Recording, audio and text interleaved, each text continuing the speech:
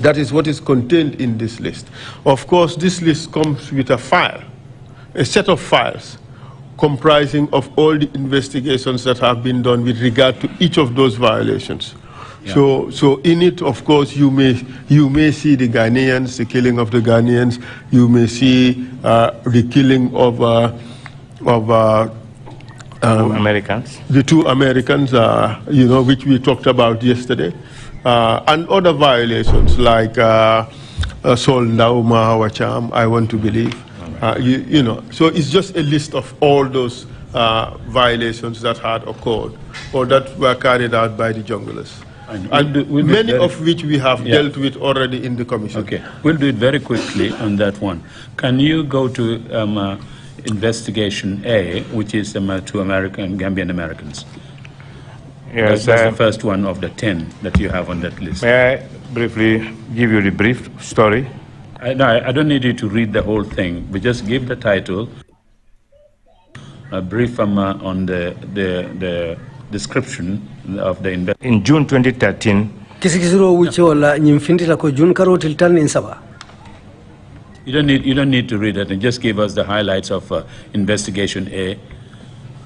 Oh, this is what is that one? It is not an investigative report. It's a summary of activities that they are, because they brought suspects, and then each identifying the atrocities that you've committed. This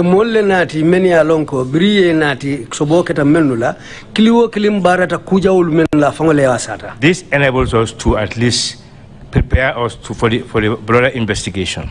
Quite a number of them, when they are called, they confess to their crimes. And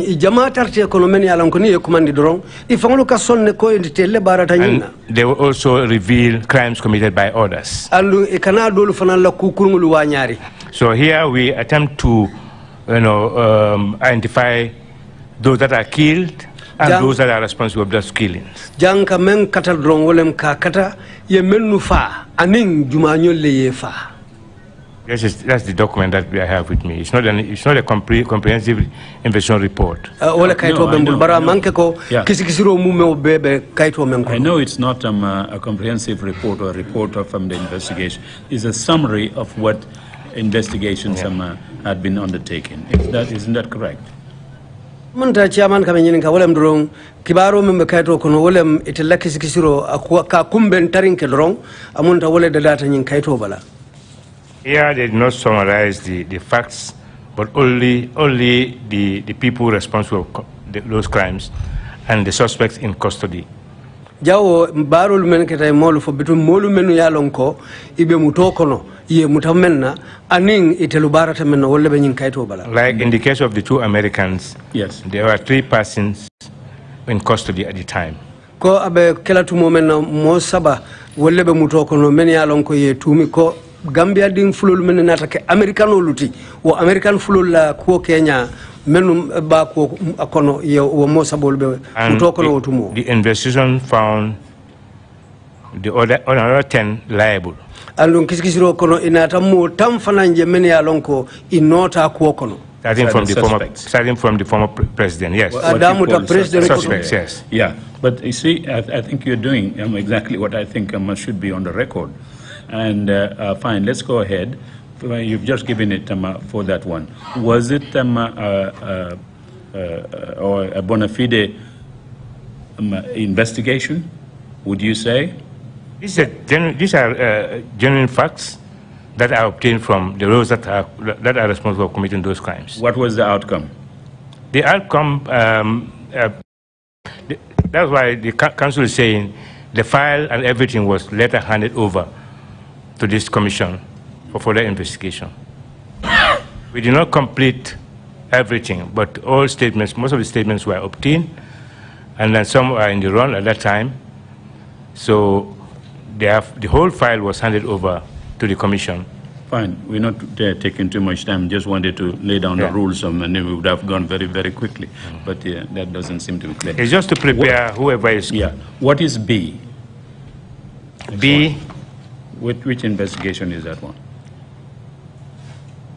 Nyasi. Nyasi? Yes. Nyasi, and then What was the outcome of that investigation? All these investigations, as I said, Chairman, they were not completed at the time of handing over, because there are quite a number of them are confessional statements, and then we only compile them and hand over to the commission because these are people already in the custody of the military, and then just for the commission to continue with. Fine. I won't take any more of time on that one. Fine. If you just give the document back to Council, and then we'll look at it. Council, towards the end of the day, if I can give you the answer to your request. That's right. Yeah, okay. And it is being brought in mainly to show that soon after Jammeh fell, what could not have been done during his time was immediately done. He could not have investigated the activities of the black or the junglers during Jammeh's time. Like they were committing violations even against the police, but he believed that he could not do anything about it at the time. It would have been self-sacrifice and sacrifice of his men to do something about it. But soon, immediately Jammeh fell, that's the first thing they did. That is set up a panel to investigate the activities of the junglers. And this was just one of the preliminary reports. And this commission of inquiry benefited tremendously from the work of the police just immediately after Jammeh, because there they had recorded lots of confessions by the junglers, and we used that as a basis to call them before the commission to testify. Fine, this is very helpful indeed. Can you just read the list of junglers that you have in the very, very first paragraph of that document? Who are they? We have General Suleiman Baji, General Bora Koli, Lieutenant Colonel Sana Manjang, Lieutenant Kausu Kamara, Lieutenant Colonel Landin Tamba, because these are all possibly, but then some of them are not responsible for anything in the... No, I know, but you've given us a list. We believe that they are possibly the junglers. Maybe interpreters, you can start. Major you don't need three, and the interpreters can... Major Tumbul Tamba. Abe menu folu kanteng, wole moluti menu tolu safe ko. Alhaketu nyillo moluti men ka fem fingulu do moy ka fo black anata laban ka fo men ye jonglers aka wolle tolu foten wotemboy tella kisikisiro ye melnu tolu sotong abolle karan kanteng. Start with the Suleiman Baji that you have. General Suleiman Baji. Melnu bije wolem General Suleiman Baji. General Bora Koli. General Bora Koli. Lieutenant Colonel Sanamanjang. Lieutenant Colonel Sanamanjang. Lieutenant Kausu Kamara. Lieutenant Kausu Kamara. Alias Bombardier. Dolka fo meye Bombardier. Lieutenant Colonel Landin Tamba. Lieutenant Colonel Landin Tamba. Lieutenant Colonel Solo Bojang. Lieutenant Colonel Solo Bojang. Major Tumbul Tamba. Major Tumbul Tamba. Major Nuha Baji. Major Nuha Baji. Major Momodu Jaju. Major Momodu Jaji Dolka fay Rambo. Major Musa Jammeh. Major Musa Jammeh. Captain Mustafa Sane. Captain Mustafa Sane. Captain Michael Jata. Captain Michael Jata. Lieutenant Malik Jata. Lieutenant Malik Jata. Lieutenant Michael Sankoria. Lieutenant Michael Sankoria. WO1 Fansu Nyabali. WO1 Fansu Nyabali. WO1 Modu Buso. WO1 Modu Buso. WO2 Ablai Jallo. WO2 Ablai Jallo. WO1 Pa Usman Sane. WO1 Pa Usman Sane. WO2 Malik Manga. WO2 Malik Manga. WO2 Lamin Sambu. WO2 Lamin Sambu. Staff Sergeant Malafikor. Staff Sergeant Malafikor. Staff Sergeant Lamin Baji. Staff Sergeant Lamin Baji. Staff Sergeant Momodu Baji. Staff Sergeant Momodu Baji. Staff Sergeant Suleiman Sambu. Staff Sergeant Suleiman Sambu. Staff Sergeant Omar A. Jallo. Staff Sergeant Omar A. Jallo. Sergeant Seku Bajaju. Sergeant Seku Bajaju. WO1 Ismaila Jammeh. WO1 Ismaila Jammeh. WO1 Aliu Jeng. WO1 Aliu Jeng. These are the first list that we have. Our evidence did not connect quite some of them. Thank you. Mr. Chair. Sorry, Council, sorry, Minister, to make you go through this, but we needed to get something clear for our records. No, Council, you may continue, please. I think that's what you just did is quite important. It just reminds everybody who these junglers are. But some of the names read out were in fact names of people who died. Yes. So we just saw that this was very, very preliminary. As the moment Jammeh fell, the whereabouts of some of those mentioned in the document was still not known. It's this commission of inquiry which really brought out the facts that these people have died. The likes of Mandafikor, for instance. Okay. Thank you. Thank you. I want want to continue. Minister, I'm terribly sorry, as I said, to bring a minister in here and then make him go through reading. I also want to add. I also want to add that some of the ones that are at large. Minister Kabe lafla nyila fala jel dolu men yalon koy bortay be mané. We obtain a warrant for their arrest. Ye kaytolu de dale memu mutaran kaytolu ti puri nyantawul mutala kaytolu menula. Thank you. Oh, that's very helpful indeed. And Mr. Chair, would you want to add the document to the record, or? Yes. Okay, so it should be. Let me see it, and then yes. I will give you the answer your request for inclusion. Thank you very much. I need just one more look. Thank you. Thank you. Please proceed. Okay, Mr. Witness. Hello. Yes. Okay.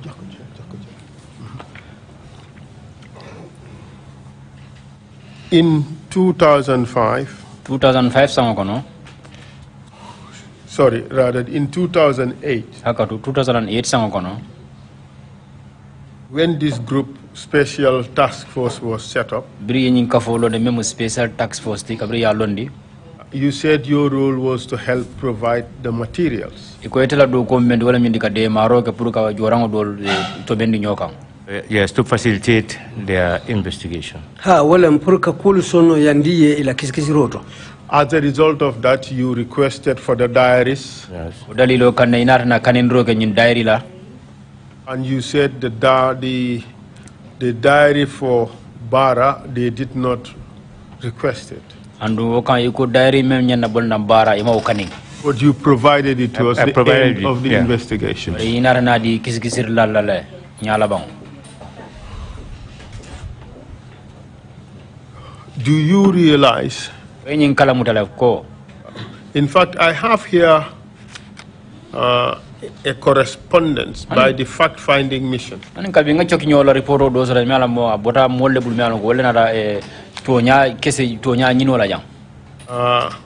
From their offices in Abuja, Nigeria. And sent to Usman Sonko. The IGP. It's dated 12 December.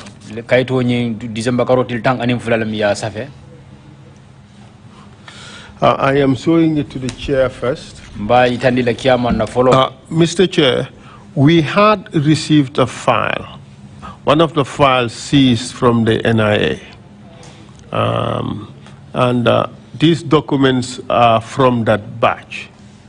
And you will recall that we had exhibited the complete list of files early on in the investigations. So these documents are from that set. So we may need to exhibit them individually. So they are not necessarily connected to the witness directly, but he should be able to comment on them because he assisted in that investigations. I wish to show him this document to show that the investigators commented on the materials they received,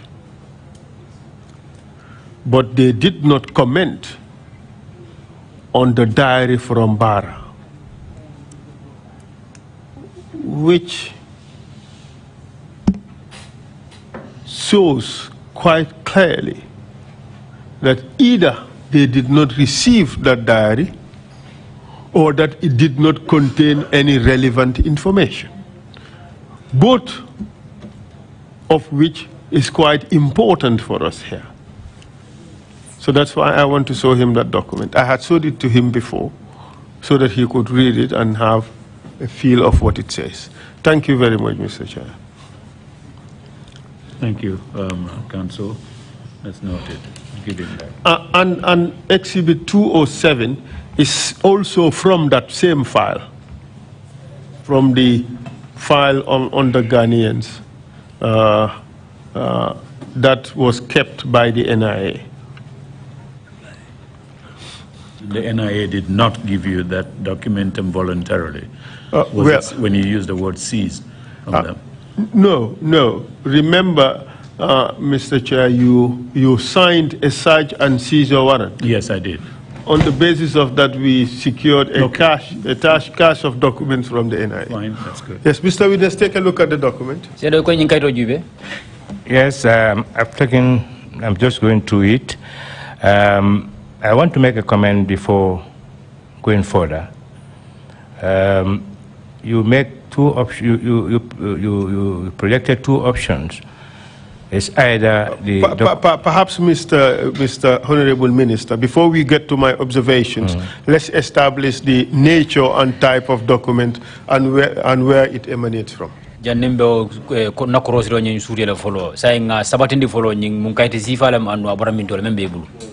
This document originates from ECOWAS, UN ECOWAS fact-finding mission. United Nations and ECOWAS la based in where? Abuja sate auto Nigeria Bangkok. And it was addressed to Honorable Usman Sonko. Andu ya kime ye to bembi jawlem Honorable Usman Sonko. Secretary of State for Interior, not Inspector General of Police at the time. That's why I want to rectify. Otumo atelom Secretary of State Minister Marta Bangkok kan kunyala bari wotembo amanke IGPT. Yes. And it's making reference to certain information that they want to be made available to them. Andu be menkanin kangolem isolata kibar dolela me yalonko inyanta wo kibaro sotonnale. You would agree that I had provided this document to you earlier to take a look at, correct? Yes. And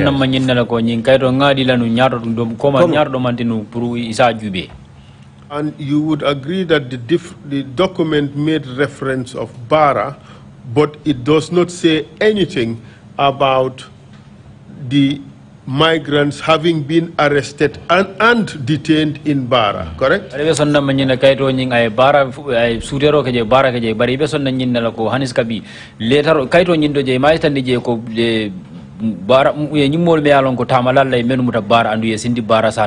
is correct. You would also notice that it has discussed the diaries of the various stations that were provided to them. But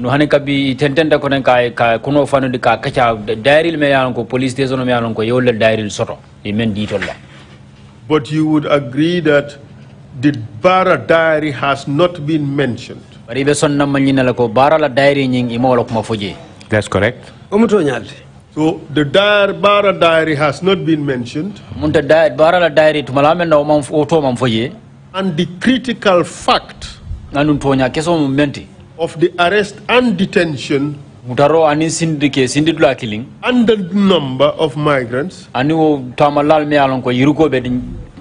been arrested and detained in Bara was also not mentioned. Don't you find that odd? It's very odd, as you said. The possibility is that it's not submitted to them or they have not. But then what I can confirm to this commission here is that the extract of all the diaries were submitted to them. Probably the information is not available in the diary of Bara. Personally,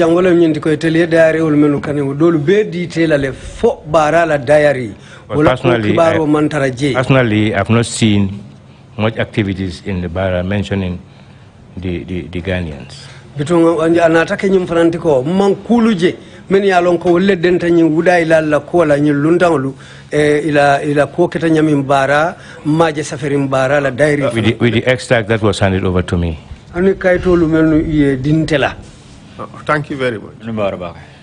Let's take this step by step. the extract you received, did it contain the list of names of Ghanaians apprehended? I did not. I don't think, but I also packed them, all the information that were required from all the stations. Then I stapled them and then hand over.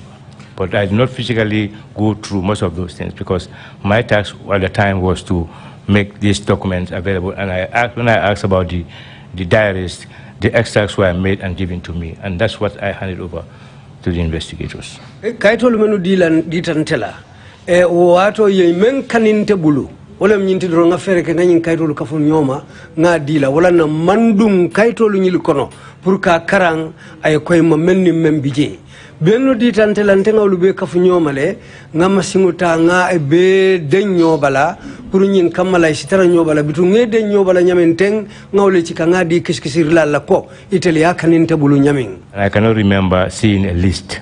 Adun hakilo manyi mutako kaito bije dame yalon ko molle to be safari ngabala hakilo mawjije. And this is precisely the point, Mr.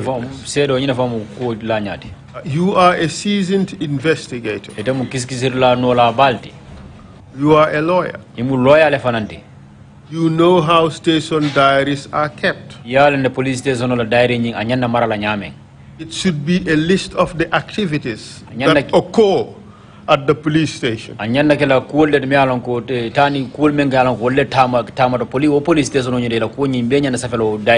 Correct? Of course. The information about the existence in Bara, if that was reported to the police station, it ought to have been written, correct?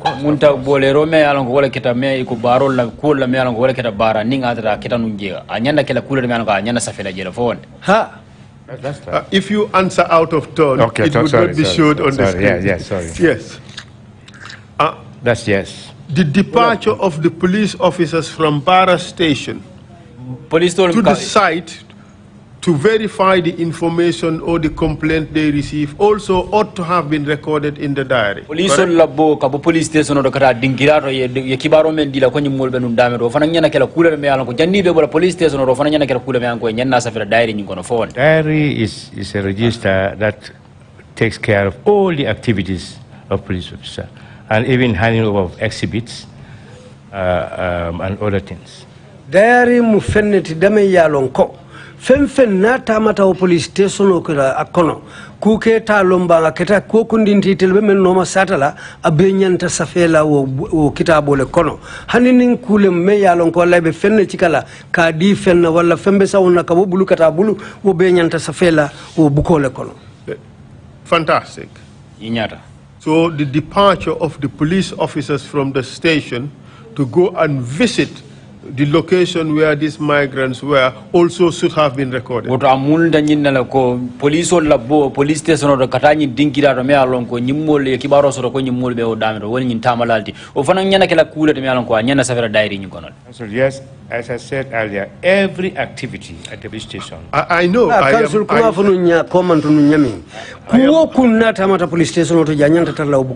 am asking these questions for an important purpose. The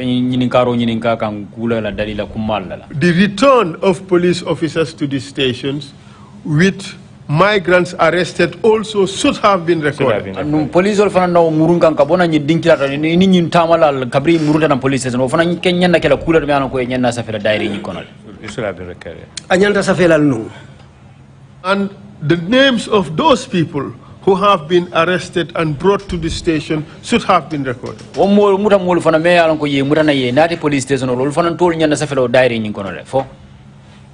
Yes.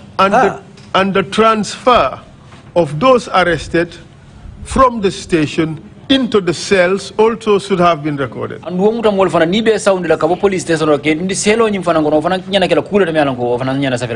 yes. And their release from Bara police station to any other authority should also have been recorded. Yes.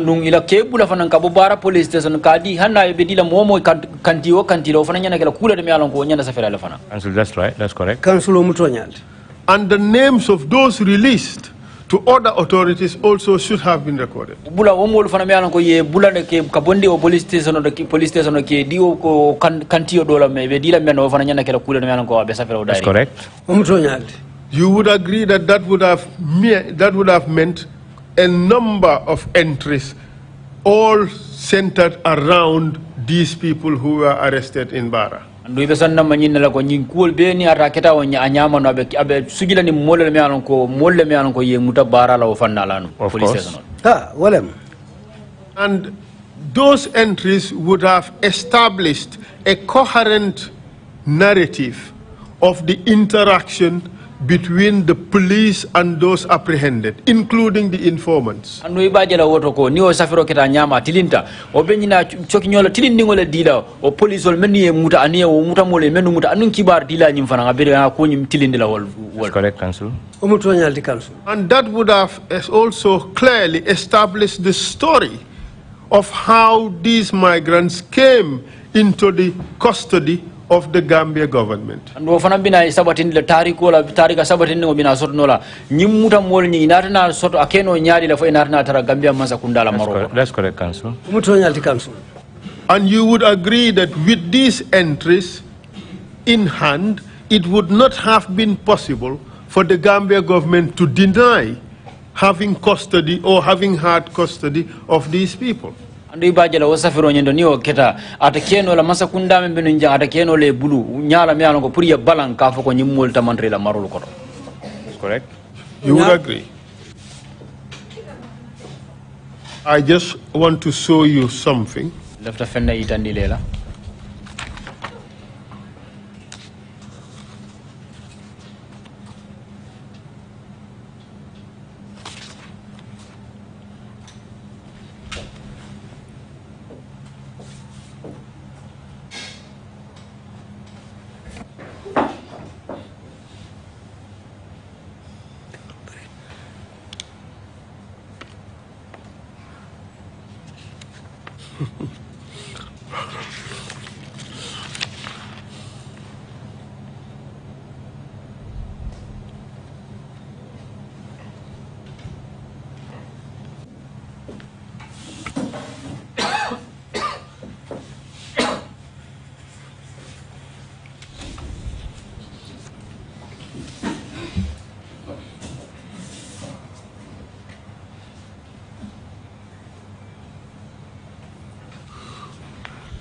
With all these facts, if this diary was given to the Ghanaians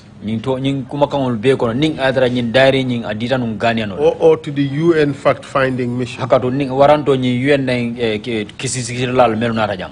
they would have known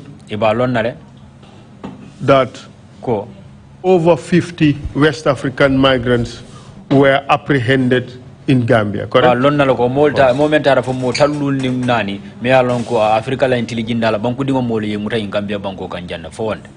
I will read out a paragraph from this report.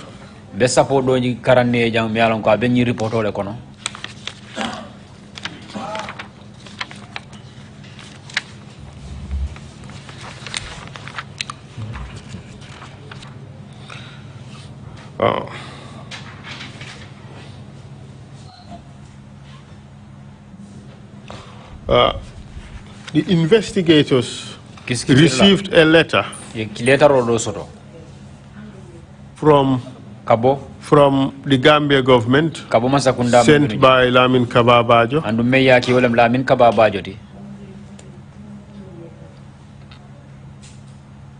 And this is what it says.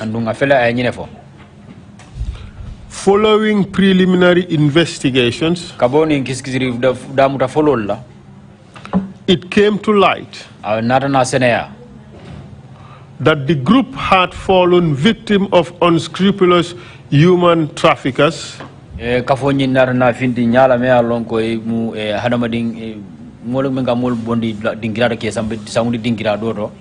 had taken monies from them to Europe. Consequently, the group was cautioned and released on humanitarian grounds.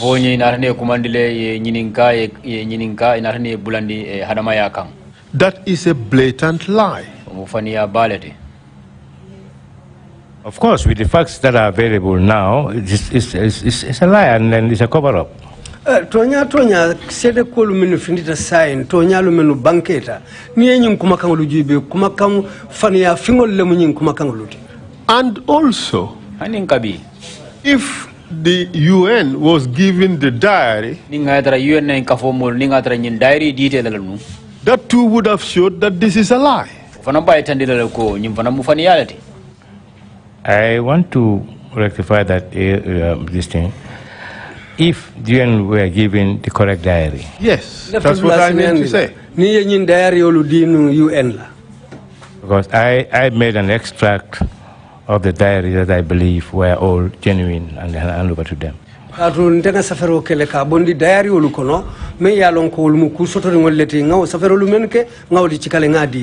diary was falsified. Yeah, I only come to know that when Jawara Demba and Pa testified before this commission. We have received information that this was common knowledge at the police. When at the time you were CMC.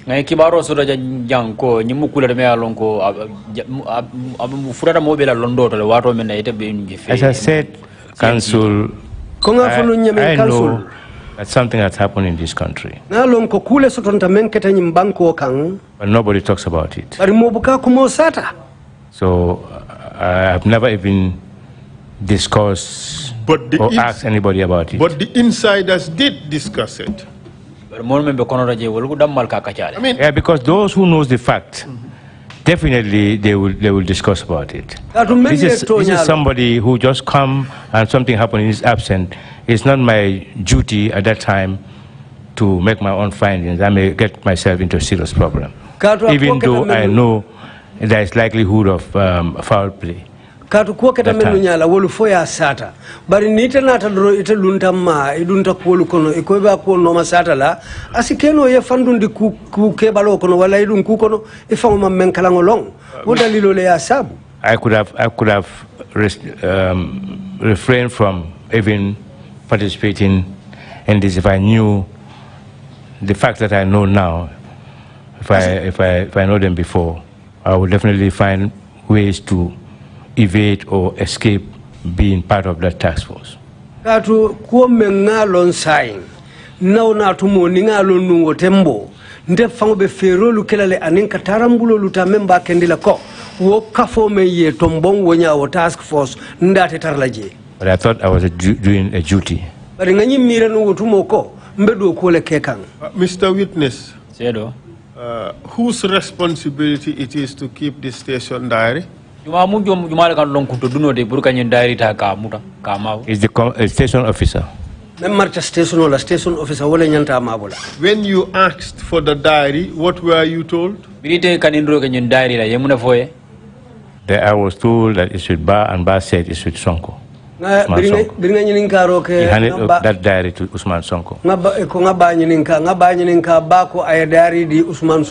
What position did Usman Sonko hold when he was given the diary? Usman Sonko I think because I was not here when he was appointed the IG, but I want to believe that he was IG. I never met him as an IG. And as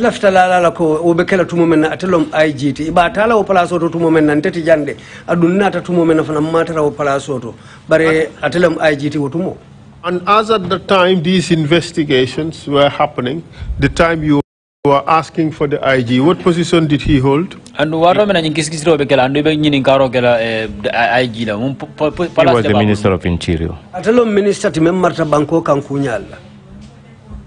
If you were told that this person had the diary, would that evoke some questions in your mind? Usually, if occurrence happened that requires some investigation, IGP will always want to see the diary itself and go through it. But normally, it has to be returned back to the police station.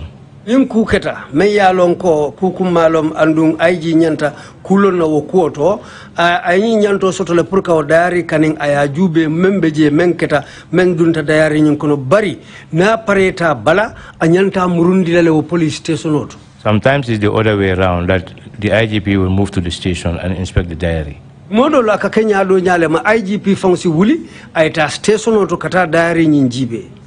When I was the IG, that's what I normally do. I go to almost every station within the greater Banjul. Nkata station to many along ko be Banjul ning adalo lula. Inspecting their diaries. Tela diary olu jibe. Where I need to make a comment, I will make a comment. Ninyanta kuma fula damento nka kumu fotole. That is good policing. All right? For the person who's not hiding anything. But to collect the diaries from the station and to keep them and to provide you an extract when the investigations are ongoing smacks of kanana kibaru bondi o kibaro nyingono wato men ki sirlal sulata o diary la nothing sort of cover up femte o ko manama ke mabo an intention to hide things. You agree? Definitely. Because this I will call this letter from the ECOWAS. You know, we have never seen that. Well, it was sent to the minister. So yeah, yes. But the fact that you did not receive the diary from the correct source. Really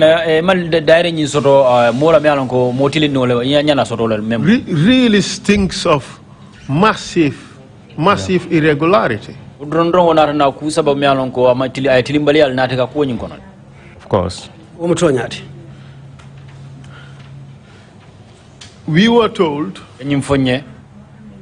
that the cover-up by the Gambia government was not limited to just those people. Even those who asked questions were asked to mind their own business. Are you aware of that? I am not. But let's look at the statement by Ba. Ba suggested that he told you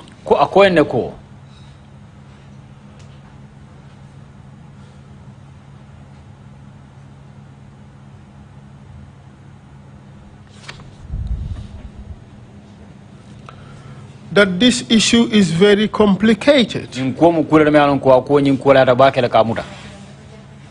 That's not true.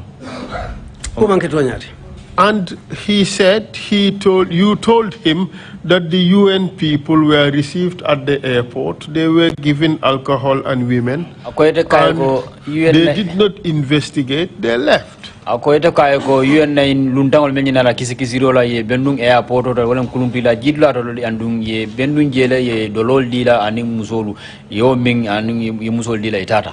don't be surprised that somebody from this commission again will say the commission members were given alcohol, and if you can believe in that, then it's obvious that.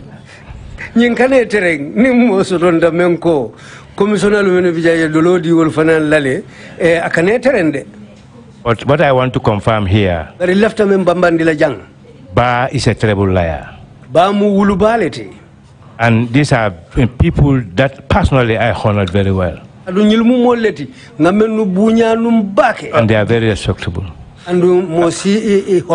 But of course, you know, Mr. Witness, we would interrogate this issue. We would question it and so as to give the commissioners the opportunity to be able to determine, to discern the truth from falsehood, as the learned bishop would always pray for. I have the Quran here, taking ablution. Mr. Witness, Mr. Witness, let me also remind you that a lot of people have sat there and done the same theatrics and they lied. But I will never lie to this commission. I trust you wouldn't, but nonetheless the questions would have to be asked. I was seriously disturbed because I'm somebody who, the moment you lie, naturally, I don't like. Everybody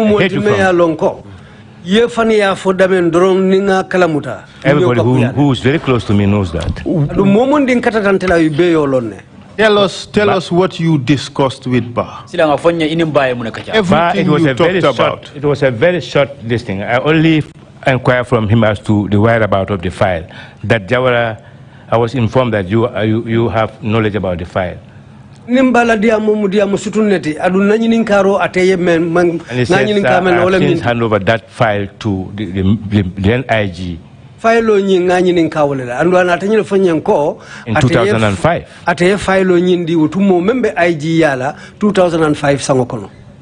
I said, okay, you can go. If I need to call you back, I will call you. And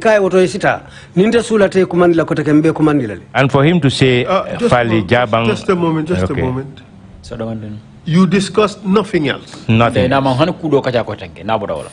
anything else, not a word more. Not a word. Just go. When I need you, I will call you. But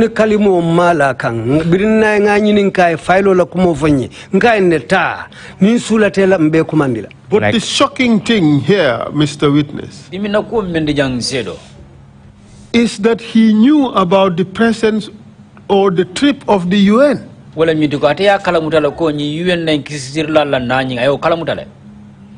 I don't know, because because he knew. Probably they know that the UN is coming. But what I told him is that I only find out from him the whereabouts of the file. But let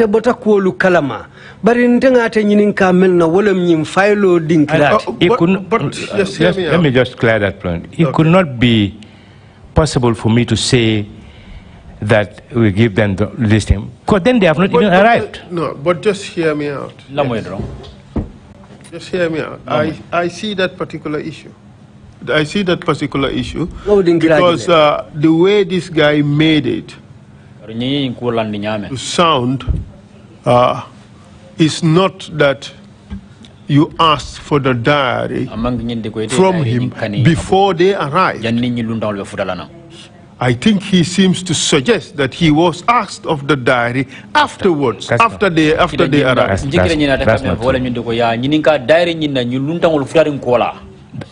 And that is plausible because the Ghanaians, the UN was asking for more information. Because I checked that. I made a deliberate effort to check that. So his allegation is still plausible. The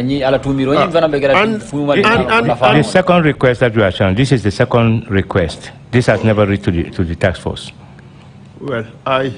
Well, you could be asked to provide more materials by, the IGP. No, that was the end of when we submitted these things and they're gone. I have never been asked about anything about these Ghanaians. Okay, but let's just continue to interrogate this so that the commission would have the basis to arrive at a conclusion.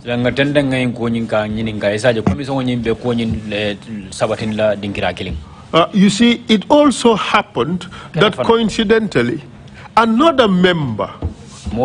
Sorry, before that, Ba needed to have had knowledge that you were involved with the UN. And he would not have had that knowledge if he was not informed by somebody who knows about this. You agree with that? Yes, I'm sure he must have been informed, but but he said you informed him. No. He knows it from you. No, I cannot remember informing him. All that I need from him. In fact, this is somebody that I don't see for almost several years. But that is neither here nor there. Yeah. All right? And the thing is, this man also mentioned meeting Fali Jabang in your office. Correct? Well, I'm not sure of that, but Fali is part of the team. But if Fali was there, then, but in his testimony, he said, I spoke to him when Fali was out. Yes.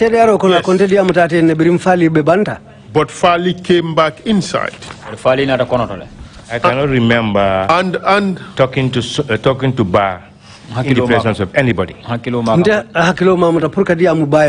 will not dispel the fact that when he was going out of my office, he must have met Jabam, because then it was the starting point for our facilitation. Asikiano abe fintila na office kono tumomeng ani Jabam benta utumole katu wotembole keta kolu damu tadulati men keta na kisikisi roti. But the fact that he said, I said, these people are going to be given alcohol, and that is not right, and he needs to apologize to the UN staff for that. Kafoko ntakaina ko dolole dita UN la dokula la ni musolu womanke to nyate adunga nyanta UN la mulu bolo sayla wolale. Well, that statement, Mr. I don't Witness, personally associate myself to anything alcohol. Mr. Witness, that may be patronizing to the UN. I recall, as the leader of the Darfur investigations, I went to the Sudan, and top Sudanese officials, some of them are imams, gave us alcohol. Of course, in the delegation were people who drink alcohol, and it didn't mean anything. So the fact that one has particular values does not necessarily show that these things do not happen. Why the need for me to tell a subordinate officer of his rank what I intend to do or what I did? What's the relevance of it? Because to me, there's no connection with him and the UN and the job that I'm doing.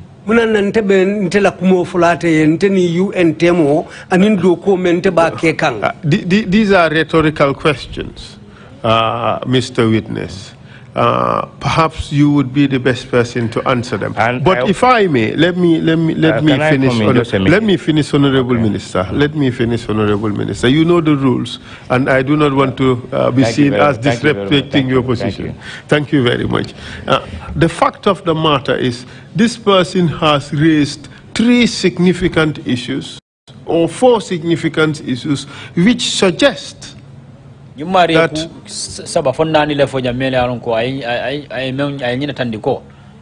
your encounter with him was more than just where is the document, it is with somebody else, okay, you can go. It was not as simple as that. If there should be anything, it's just formal greetings between me and him, because he's somebody that I know, and I have not seen him for quite some time. I do not even know that he is interdicted.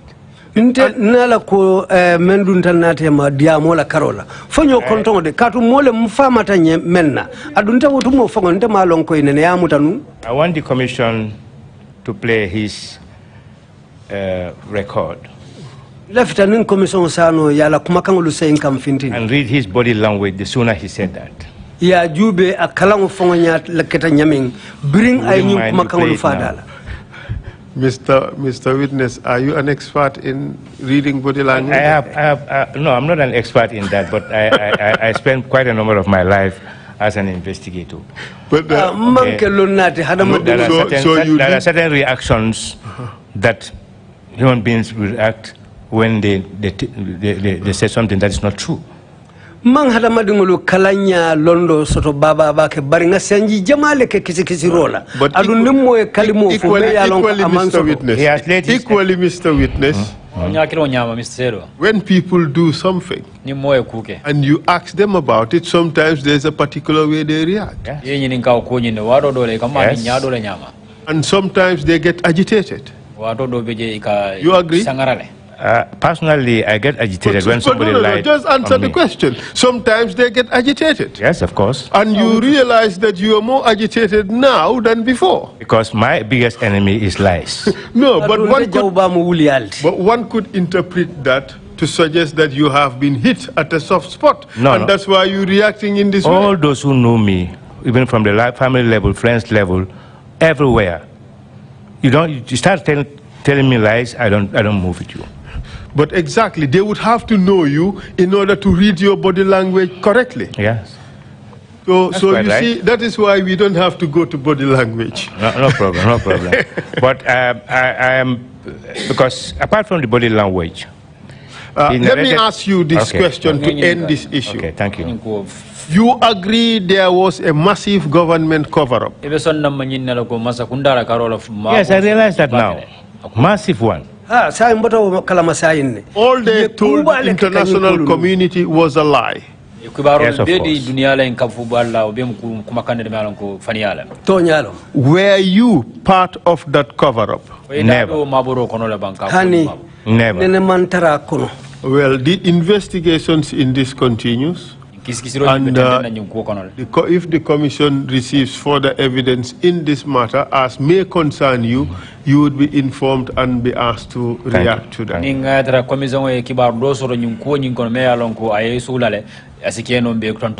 Thank you. All right. But the commission notes that as at this time you were new back in the country. And that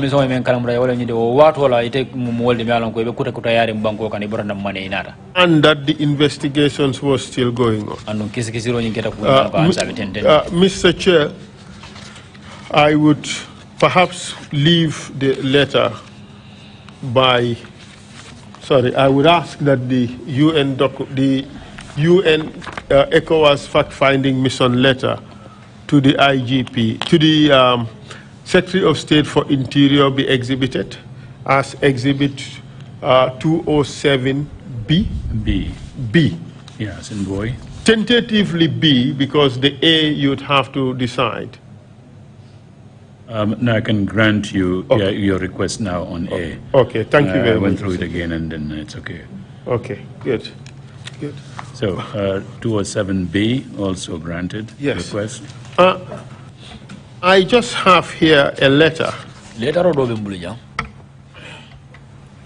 sent by Lamin Kababajo to Ghana. But I'll leave that until Kababajo comes to testify about it. What's the date on that letter? 2nd December 2005. The 2nd December 2005. And in what capacity did Kababajo send that? Minister of what? Of Interior, I do think. No, Foreign Affairs. Secretary of State for Foreign Affairs. That must have been a brief stint of his. But you will hold that in abeyance until the I will hold that in abeyance. Okay. That letter is just a rehearse of the findings of the Malamin Sise panel. It's a complete cock and bull story that they were given. Indeed. Yeah. So, Mr. Witness, I would not bother you further with this story of the Ghanaians. But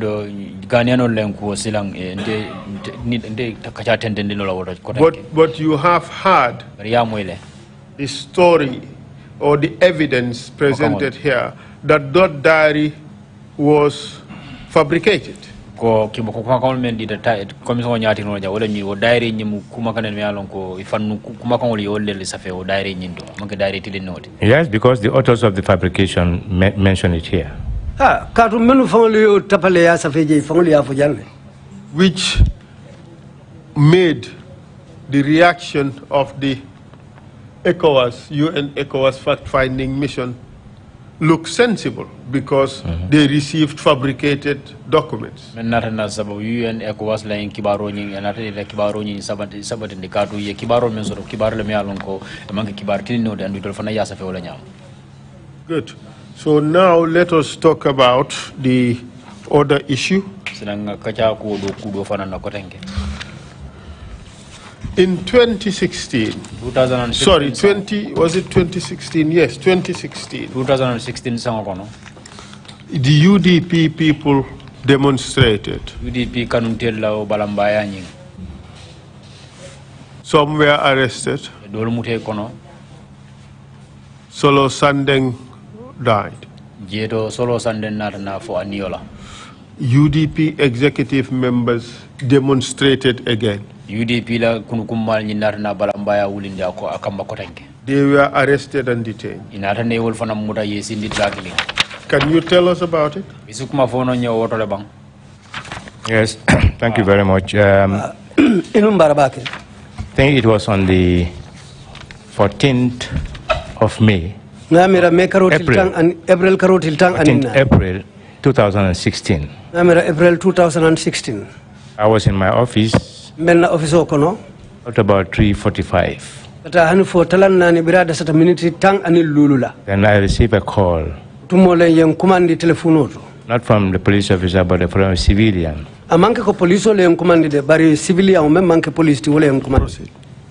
That there is something at Westfield. It appears that there's a big, huge crowd there. I called the commissioner of Kanifing. They said he's aware and he has already dispatched 2 senior officers in the persons of Ablai Sane, and the other one is So. I cannot remember this first name. I also called the commissioner of Kanifing, PIU, and he said he has sent his men there. It was Mr. Witness, are you suggesting that the commander for PIU deployed the PIU without informing you? Yes, yeah, because he said he have already sent officers there. The normal procedure is deployment of PIU, except if they are to be armed, they have to be, the IGP has to be informed. But if they are not armed with weapons, then the IGP needs not to be informed. The commandant has the discretion for the deployment. It's only when rifle or tear gas or whatever is to be used, that time he has to be informed. IGP isikibaro diala ning ayatara PIU la morbita dameng inin jorangul le bitaje menu ko kilo wala ikatia gas fay jorangul menula inamanata inyanta IGP bondila kalamale. May I ask, certainly before, may I ask, yes, did you receive a prior request for authorization to deploy? Oh, ye kanindro soro laban janding wo molbe kila jeba. No. Honey, do you know the type of equipment that were used by the PIU during that employment? Deployment? I do not know what they used. Did you inquire? No. When after some time I called him back and he said the situation is under control. No resistance. Did you inquire? I did not. The type of equipment that he used. No,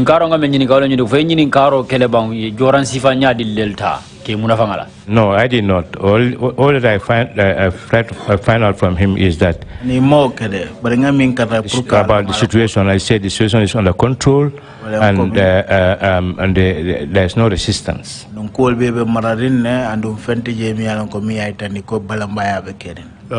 I will come into all those issues. Okay. Did you agree the operational rules the rules of engagement for his deployment. Of course, it all depends on the circumstances, the situation that calls for. Because his deployment is definitely under his own command until there is a certain category of operations that the IGP has to be informed. In a normal distance, they're deployed to stadium, IGP cannot. They're deployed almost everywhere, and IGP is not aware of that. But in this particular instance, we understood that they carried guns. I don't know, but then how long there? All that when I found them, I found only batons. And they were not in a proper riot gears. Because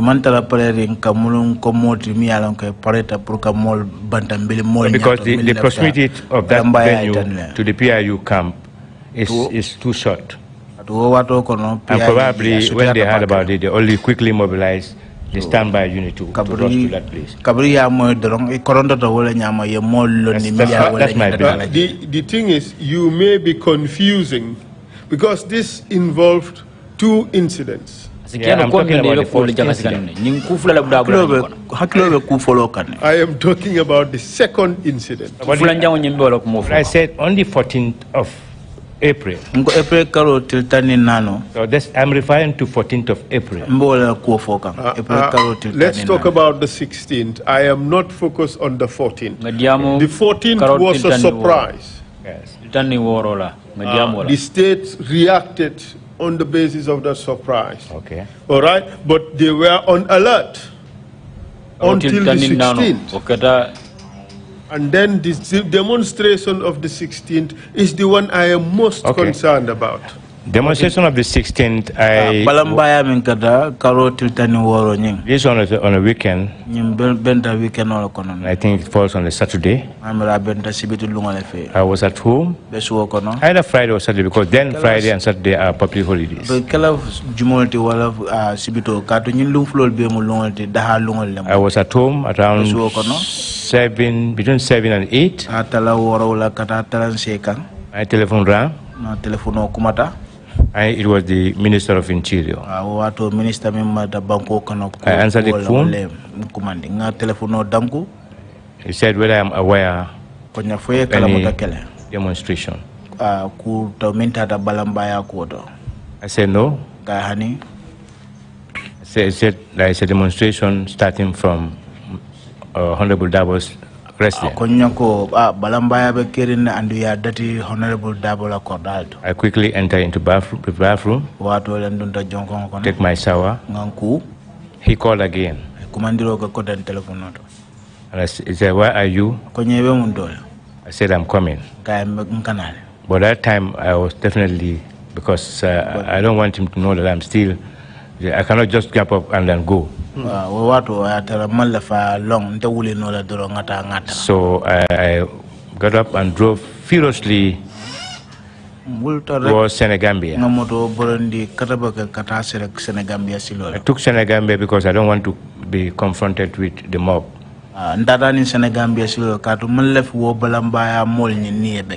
And I also changed my vehicle to a smaller vehicle.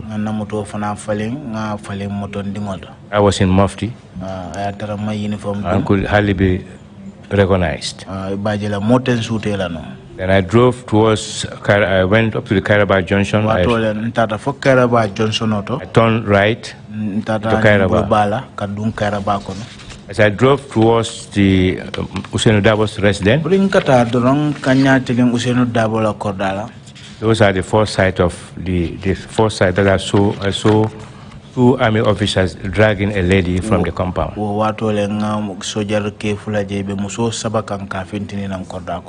Being dragged by who? By two soldiers. Then I realized that soldiers are also around. You see, Mr. Witness, take a look at your statement. Take a look at your statement. The statement says being dragged by two PIU. officers. But then the recorder made a mistake. These are soldiers.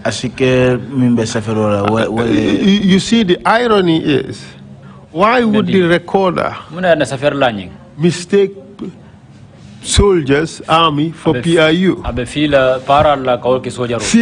Seeing that you controlled the PIU and not the army. Sorry if that is the case, it is the army officers. I saw you this morning and I queried about. Okay, proceed, I don't want please. to go into that. Proceed, These are please. 2 army officers dragging a lady from Hussein Dabo's residence. I'm sure the lady who has been dragged, probably she'll be here to give evidence. Proceed, please. Then I moved towards the Caravan Mosque, where I found a checkpoint. The street was virtually empty, with pockets of movements. I sighted one of the officers running after a young boy. I called the attention of the commander, Jan, Superintendent, or at that time I don't know where his age was. I think I called his attention. I said, "Look, Jan, your people cannot do that. These are fleeing rebels. Don't have to run after them." Then I moved. So in fact, you realized that people under your ultimate command were doing the wrong thing. Yes,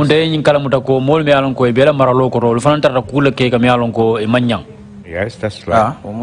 Then I proceeded to Cedar Club, where I found another checkpoint. I explained the same thing to them, that they should not go for people who are already on the run. Is that the only advice you gave them? Yes, that's the only advice, that they should not go for people who are on the run. During this operation, what did they carry? What I've seen with those officers is a gunner. What? A gunner used for tear gas. Did you authorize the use of that equipment? I don't. Was that regular? It was not. And you realized it? And did you do what you were supposed to do? This was unauthorized. You needed to have been the person to authorize that operation. It means that your commander of the PIU acted outside the realms of his authority. I want to believe that he used his discretion, because he did not call me, but the minister called me, and I found the minister on the ground. Was this a situation where he could lawfully use his discretion? Yeah, where if he feels he should deploy. But they all know, all the unit commanders knows their rules of engagement. No, let's go back. Was this level of equipment, the use of this level of equipment, within the purview of his authority? For tear gas and battens, you need not to contact the IG. Mr. Witness, you are recalibrating what you said. No. Mr. Witness, earlier you told us that for use of tear gas and guns, they needed your authorization. For use of battens and other regular deployment, they did not need your authorization. I said there are certain equipments, if they are to use that, use of rifles at any time, it should not have been even used. But when it comes to the wars and it has been used, it has to be authorized. And there are procedures. And also the use of tear gas. Use of those gunners. He should have had your authorization. For tear gas, but these are things we can easily verify. Yeah, we go to the rules. I've seen on several occasions tear gas being used, and but for rifles, I know. The issue is, should he have looked first for your authorization? Yes, you should have at least contacted me. Because my information comes from the minister. Do you think that it is a dereliction of duty that the commander did not refer to you as the IGP?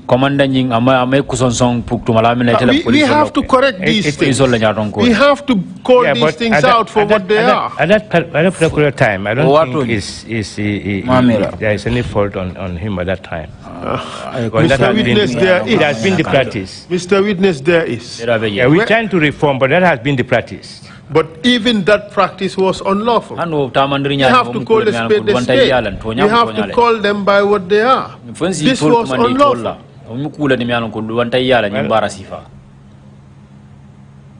If you want to take it that way, I would mind. I think it's unlawful. This is not me. I did not write your rules. Your rules were there for you to apply. Yes. So he acted unlawfully. Because we have to stop this culture of people doing whatever they want to please the president. We have to stop that culture. We have to do things according to law. Do you agree? Yes, of course. Did he act properly? Under the law. He did not act properly in the circumstances. All right, let's proceed then. Let's make headway. From there on, you went to the PRU headquarters in Kanifing, correct? Yes. And what did you see there? The first thing, when I entered, I found the director of NIA, and I found some other army officers in. I could not remember. Quite a number of them are from the state guard. I went straight to Yankuba Baji because I had certain information that I want to verify from him. Because overnight, in the social media, there is information that one of the previous protesters was killed, died in the custody of the NIA. I went straight to him and I said, Toma, is it true that somebody died in your custody? And he looked at me for a while. He said, Tom, between me and you, he died. Then I said, how? Then while saying how to him, then I looked my left. I saw Honorable Minister Sonko sitting under the mango tree. Then that's when I stopped my conversation with Yankuba and proceeded to Honorable Sonko. I greeted him and he said, "But you've taken a long time." I said, "I'm sorry, I took the other way around." Then I said, "I understand." He said, he told me that the arrested people were there. Then I moved to the hall. When I arrived, the person to talk to me was Honorable Usenu Dabo. And what did he say? He said, IGP, you've seen what your people have done to us. What was he referring to? Injuries on them. Caused by who? According to my people. him? My people. And you saw the injuries on Yes, them? I've seen them. I saw them. So the excessive force was used on them, correct? They were injured. About 3 or 4 or 5 of them. And blood all over them? Yeah, with 3, Usainu Dabo, Kemeseng, and Diba. And what was done thereafter? I said to him, Mr. Dabo, allow me to make sure that I do something about your condition. I called the medic officer, the commissioner of medic, and he said he's around Brusubi, sort of. I said, but I want your people to be here in the next 20 minutes. He said, I have two of my officers around Ibo Town, Joshua. I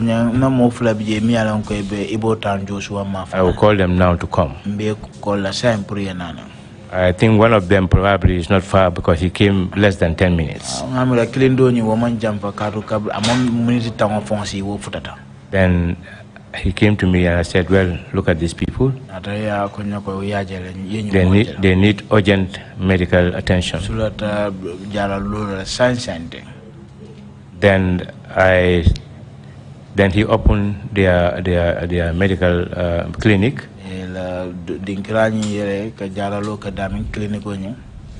But it's about 2 or 3 or 4 steps. And I advised him to bring the equipment out,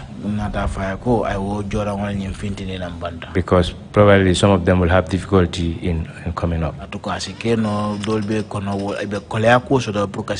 I personally held the first person that I had the medical attention was Kemeseng. I may be a little bit biased because he's a personal friend of my brother. I always call him brother. You forgot the concept of triage. Well, but I cannot pick all of them at the same time. Also. Well, that is the reason why there is this principle of triage. Yes, he has more blood coming on his head. So now he qualified. And I held his hand and then walked with him to the facility. I was seated and I sat beside him. So they were treated? Until he's treated. And then what happened after that? Why I'm saying this thing, because I listened to Kemeseng's testimony. And he said, I came there, but I did not do anything. I will call what the Maninga would say, Bisal. Because Kemeseng. Because he knew that I was the one, and he was the first person to be treated, and I was the one who left his hand. And he also said nothing. I make sure that, because I found quite a number of them standing on just a floor like this, all of them. Some squat down. I called my commissioner of finance to immediately bring sponge mattresses for them. You have already assumed that they would be detained. No, I don't want to see people because they have injuries. Quite a number of them. Mr. Witness, would they have needed mattresses if they were not meant to sleep there? But how can you also leave them? You cannot also leave them in those conditions. Process them and release them. Yeah, but I did that. After detaining them? No, because my thing is that it was early in the morning, and I can see some of them having some medical conditions because I squat down for every one of them to find out whether they have any medical history. And quite a number of them said they are on medication and whether diabetes or high blood. I spent $3,000 from my pocket and gave it to one of the medical officers to go to stop to buy medication for them. At least something that would take them, that would make them a little bit comfortable. I'm mentioning this because somebody said I came and I did nothing. Because I know I have provided food. There are over 50 cartons of water that I provided. And every one of them is on his own mattress. And I personally spread those mattresses. So, and then also instructed the CID officers to immediately obtain their statements. With the instruction, because I called the CMC aside, I said, what I said, they are only passing. They make alibi that they are just going on their way and they are arrested. Let me have their list.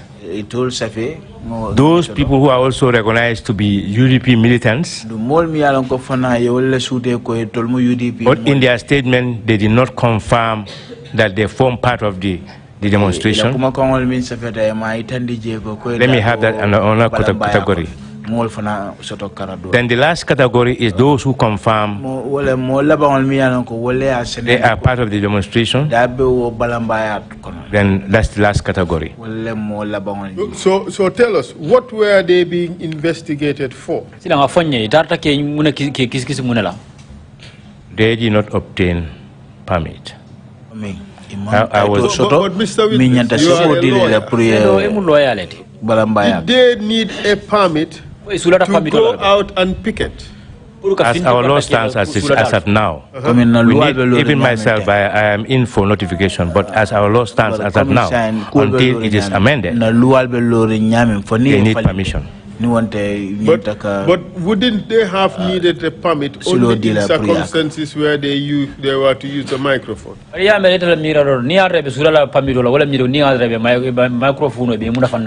is public meetings, but processions. For a procession, they need a permit. They need a permit because they are going to obstruct other road users. So that there is a need for the police to divert other road users if permit is allowed. Could you refer us to the relevant section of the law? I may not have the relevant, but I think it's either Public Order Act Section 5 and 6. One of them is talking about that. I'm not sure which one. We would check that. Yes. We would check that. So they were being investigated, correct? The participants or those who were apprehended were the people who were being investigated, correct? Yes. Was there any other investigations carried out? No. Whilst I advise the CMC to categorize them into groups, he reported to me after the statement that the first category are those that are probably made alibi that they are on their they are going somewhere else and they had this. They were intercepted by the police. They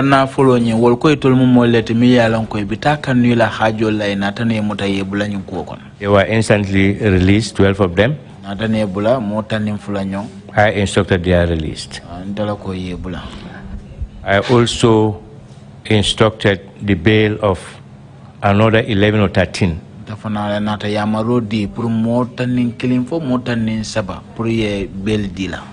Because these are people that we know to be part of the UDP, but did not commit themselves to be part of the procession. And we decided that we should let them go on bail. And it remains 18 or 19 out of 47 or 48. Those ones we quickly prepared our files, and I instructed that they should be put before the court on the Public Order Act.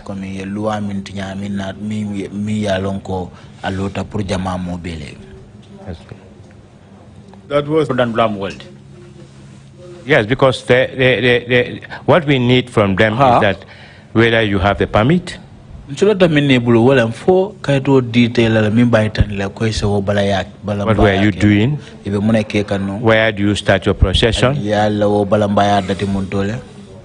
Did you investigate your men for excessive use of force? We did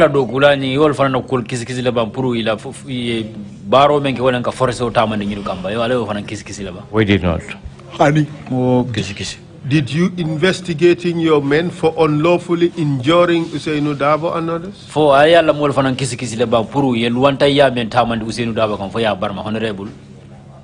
We did not. But they also made a they also made a statement. But under the law, if the law was applied properly, correctly, evenly, without bias, that should have been investigated. Well, the officers concerned, they all made their statements. Which officers? Arresting officers. They made statements for the purposes of the prosecution of those apprehended. But none of those officers was questioned for their unlawful use of force. No.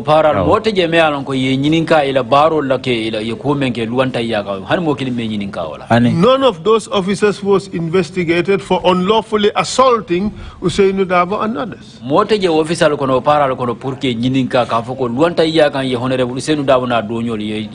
Yeah, that's true. In a democracy, Democracy betama kandamen. in a country of rule of law, those officers needed to have been investigated, correct? That's the norm. That's the norm. What happens on every riot situation is that immediately after the riot situation, assessment of the situation is conducted. There you know where your faults are and who are responsible for excessive use of force. But this is a situation which the work of the police is taken by some other services. Like which other services? The military were involved in arresting. The NIA were involved in arresting. And as I said in my earlier... And the PIU were involved in arresting. Yeah, those are police officers. I don't... And the PIU were also involved. Look, the army did not carry batons, did they? Well, and a lot of the injuries were by batons. Batons, yeah. So clearly, those injuries were caused by your police officers. They are caused by our police officers. In fact, that is the reason why Usainu Dabo, Honorable Usainu Dabo, pointed to you. He says, "You see what your people have done to us."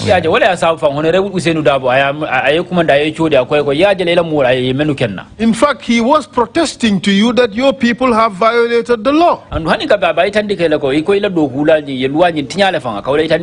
agree? Yes. At the time, my concern was the injury. I was not expecting... No, Mr. Witness. Your concern was those you believe violated the law, those who openly challenged the government of Jammeh. That was the concern.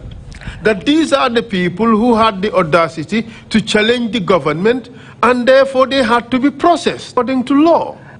That was the preoccupation. I will not take you away from your belief, but that was my belief. No, look, I have no belief in this. I am neutral in this. All I do is ask questions logical questions, necessary questions for the Commission to be able to arrive at conclusions. If I had my wish, no Gambian would sit on the chair. So I ask these questions because they need to be asked. Sometimes they are inconvenient, but... Yeah, I know, we understand with you, but we are also in a situation that I want you to also understand. And sometimes you want to be doing the correct thing. And it's difficult for you to do it. We are equally frustrated. My treatment of providing them all those provisions was seen as an opposition. I don't know whether the commission will believe in that. That I gave Usainu and his people the VIP treatment, according to them everything at their disposal. But I don't mind about that. I would say that is humane treatment. I would say that is something that is to be expected. I would say every Gambian would deserve that kind of treatment. Be it Honorable Usainu Dabo, be it Demba Mansajang who lives in Dingirai. All of them would have deserved that kind of humane treatment. So anybody who criticizes you for that, I am afraid is missing the point. That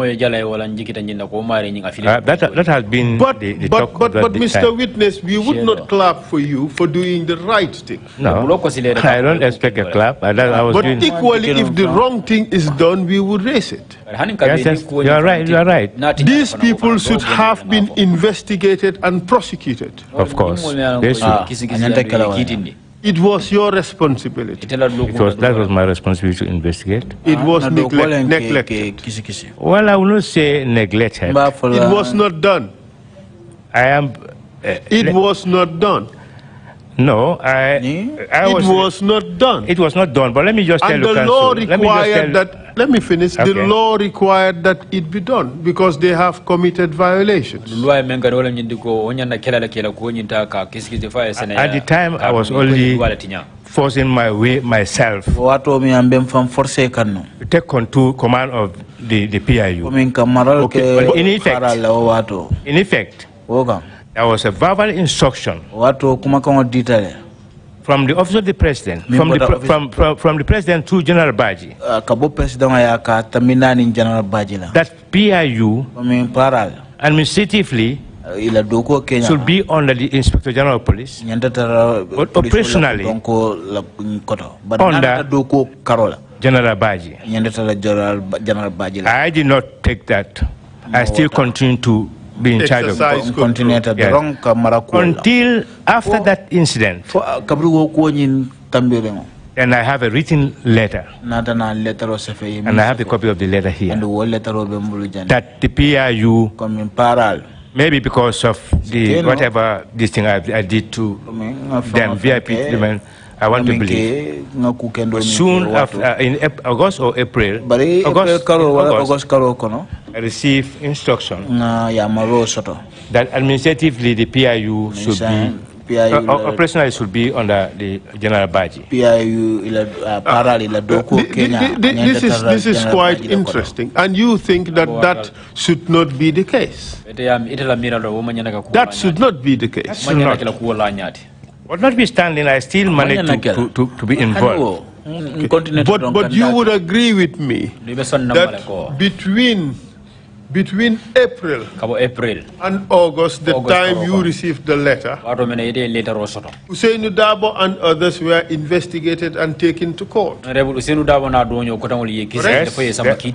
then I did not receive the written instruction. I'm also very careful of the verbal instruction. But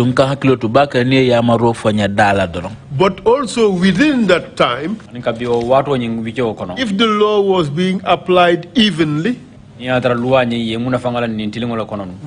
bias, then the PIU officers also could have and should have been investigated and prosecuted. For discipline.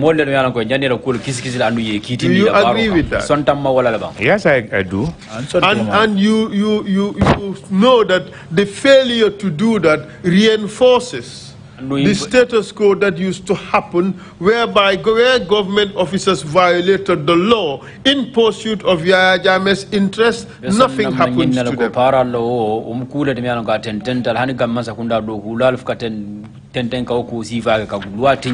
You agree with that? Can you repeat that, Council? That by your failure to do anything about it, the age-old modus operandi of impunity for those who acted in favor of Jammeh's interest when they committed crimes. It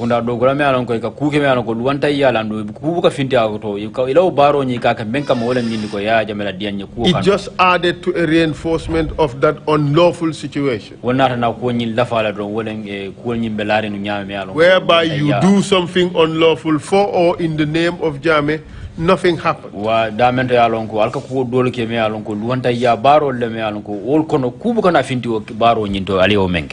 I know he is very sensitive to on political matters. I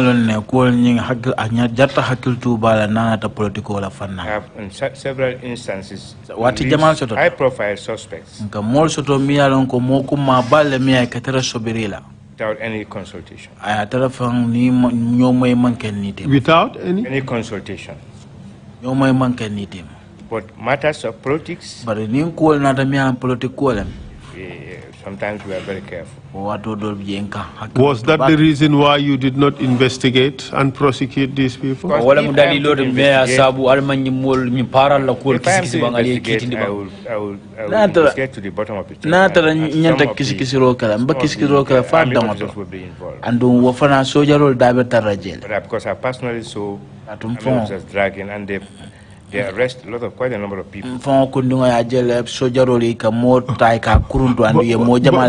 here I am referring to a complaint you have received from the leader of a political party who was assaulted badly. He suffered injury. He has complained to you, the IGP.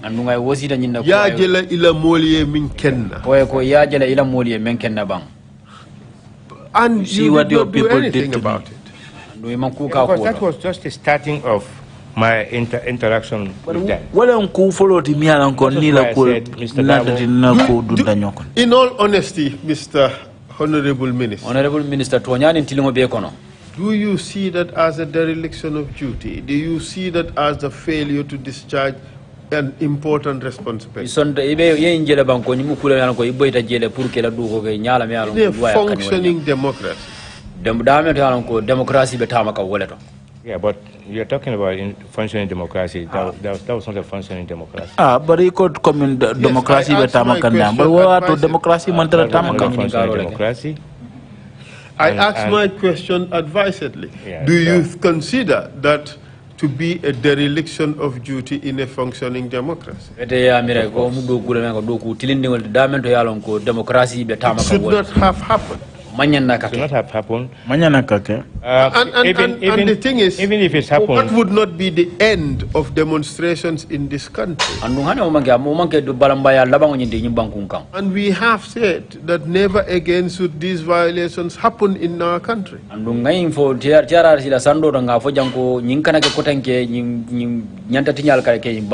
All concerned should be educated to the fact that certain conduct is unlawful. I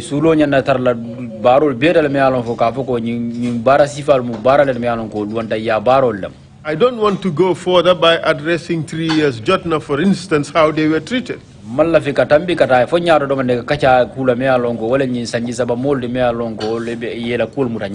But the law has established rules on how these things should be handled.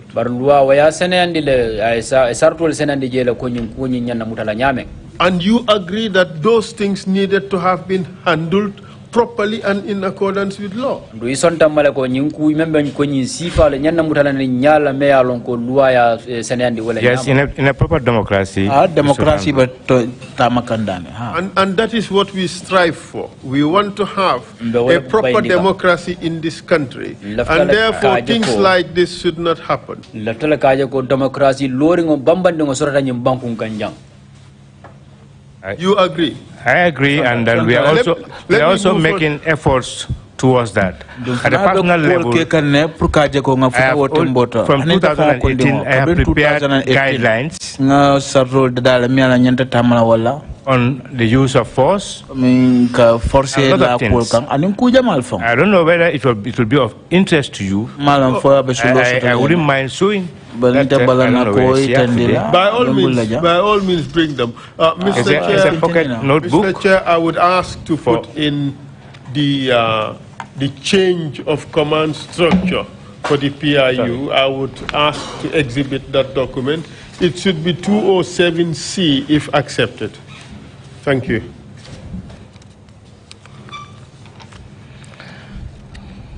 Request granted, Council. Thank you, Mr. Chair.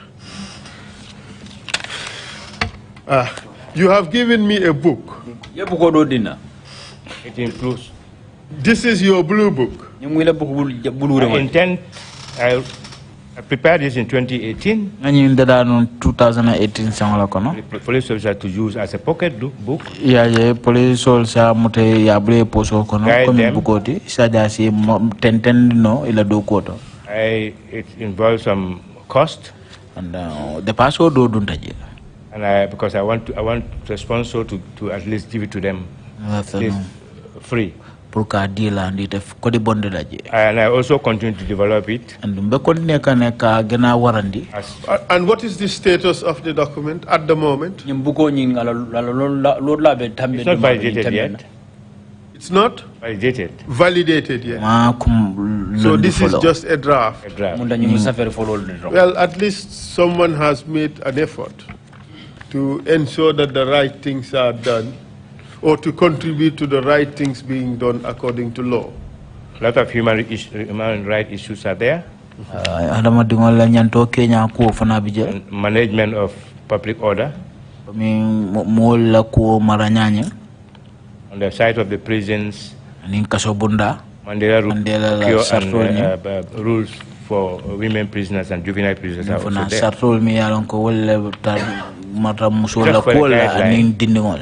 So at least they will temporarily use that, and this is communicated to most of the officers. Would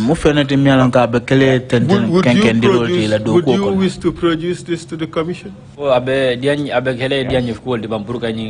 Thank you very much, Mr. Chair. I would ask that it be exhibited as 207D. You agree? So we should have it. Yes, you can. Okay. So exhibit 207D. This could help in our recommendations for institutional reform. I sent it to quite a number of lawyers, but quite a number of don't respond. Mr. Dabo is one of them. Mr. Dabo them to vet and then see. Call for circulate it and call for a validation meeting. Yeah. You are now Minister of Interior. It should not be difficult to organize that. Right? But I hope that in the rules also you would indicate that those who violate the laws, including both sides of the aisle, the law enforcers, their responsibility, and exactly, they should also be prosecuted for violating the law. Because I highlighted the 5 principles. All right, so let us move on to the last point. Your request is granted. Thank you very much. Does the witness imply that, or did I hear you correctly, that all the victims of that day are going to be given free copies of this manual? Well, after being launched. No, he just gave it to Mr. Dabo. By virtue of the fact that he is a senior lawyer. He was the Minister of Foreign Affairs. Because as a lawyer, I just want him to go through. I've given to quite a number of lawyers, but even the Human Rights Commission, I emailed a copy, but no response from. I want somebody to at least if I'm going wrong somewhere and somebody should end the Well, file. it's a good initiative. Yeah, so let's see. Chief Mane, he was arrested by the police and he has disappeared since. Police will lay a muta and Bria muta inside him abe yeman dinne. You want me to comment on that? Yes.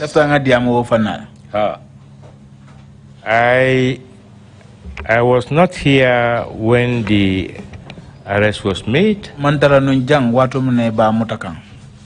I was in UK. When was he arrested? If you have an of course, all the records are saying 2006. 2006. 2006 I was in UK at the time. I come to know about Chief Mane issue only when I became the IG. As IG, did the police seriously and genuinely investigate this case?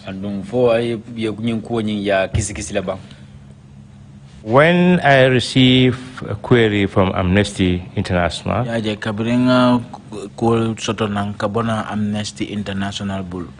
I searched for a report on Chief Mane. I couldn't see anything. Why couldn't you see anything? I don't know where to start because I don't know who are handling the matter. When did you become IGP? In 2010. After 4 years. So after 4 or 5 years, the police had no file on him. I could not see any file on him. Isn't that also surprising? Yes, surprising.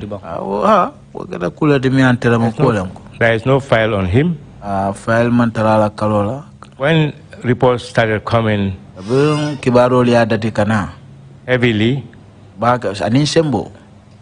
I decided to invite CID officers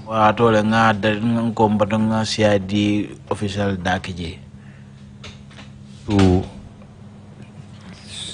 see where they can trace any file in the scope of Chief Mane.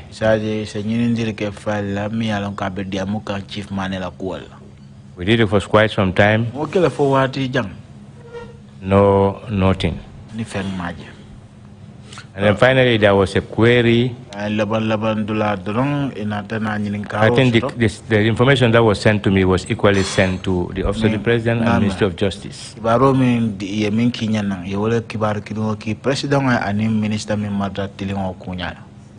And we were asked to comment, to find out.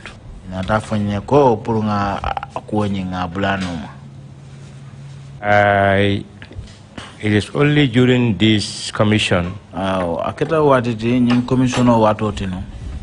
that I am asked to perform an impossible act. That I am tasked to do something that is obvious, more obvious to people assigning me than myself. But I did what I could at the time. I instructed that all police stations, inquiries will be made at all stations, because Amnesty indicated Fatoto. My officers went there, and a lot of entries. We also make queries to immigration. Okay. With regards to Fatoto, did you ask for the Fatoto diary? I don't ask for diaries. The investigators who ask for information.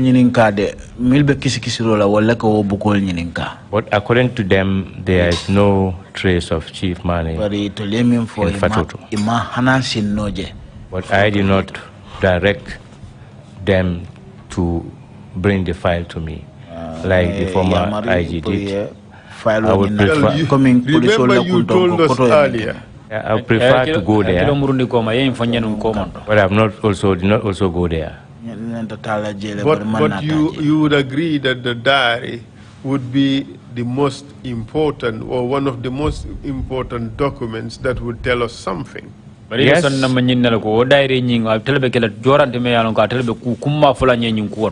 you ensure that the diary was inspected? No, I directed them to there, to the place, and the diary was inspected. Did they find the diary? They said there is no trace of Chief Mane. Did they find the diary? Well, that's not clear to me, but what I know is that the report that I received from them said the issue of a trace of him in there, they might have been referring to a physical trace, but was there any entries in the diary? Did they see the diary? Did they inspect the diary? I think they've seen the diary and they've inspected because their report said there is no trace of Chief Mane being entered in the diary during the period in question. And I also... Did you, by any chance, make statements about the possible whereabouts of Chief Mane? I made this thing because after making all... I first sent letters to immigration to see exit entries. I have no trace of that. Then I advised the Interpol officers.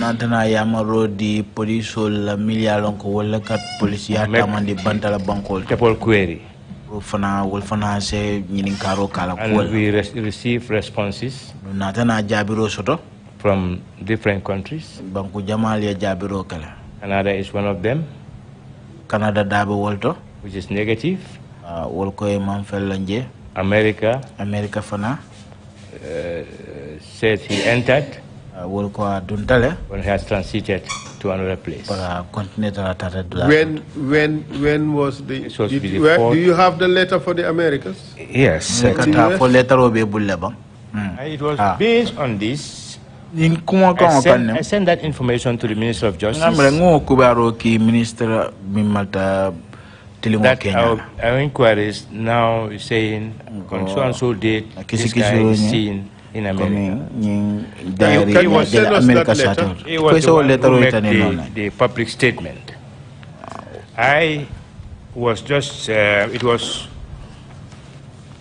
sometime in 2011. 2011 I decorated some senior officers at the headquarters, promotion.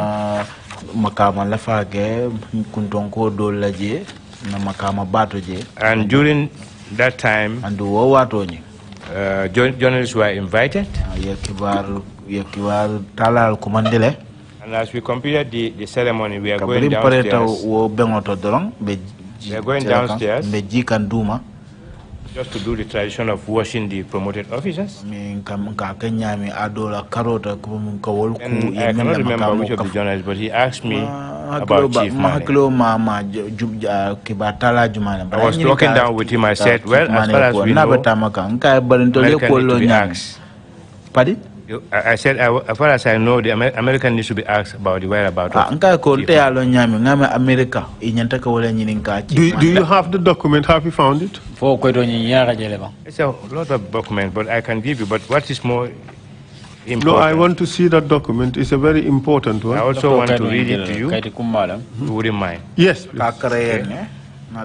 There was a correspondent. The first response, I was unable to get that. It is dated on the 20 June 2011. But it said, further to our message of 2011, and in order to clarify media reports, because when it was in the media that America is seen America, and that's why America made these things.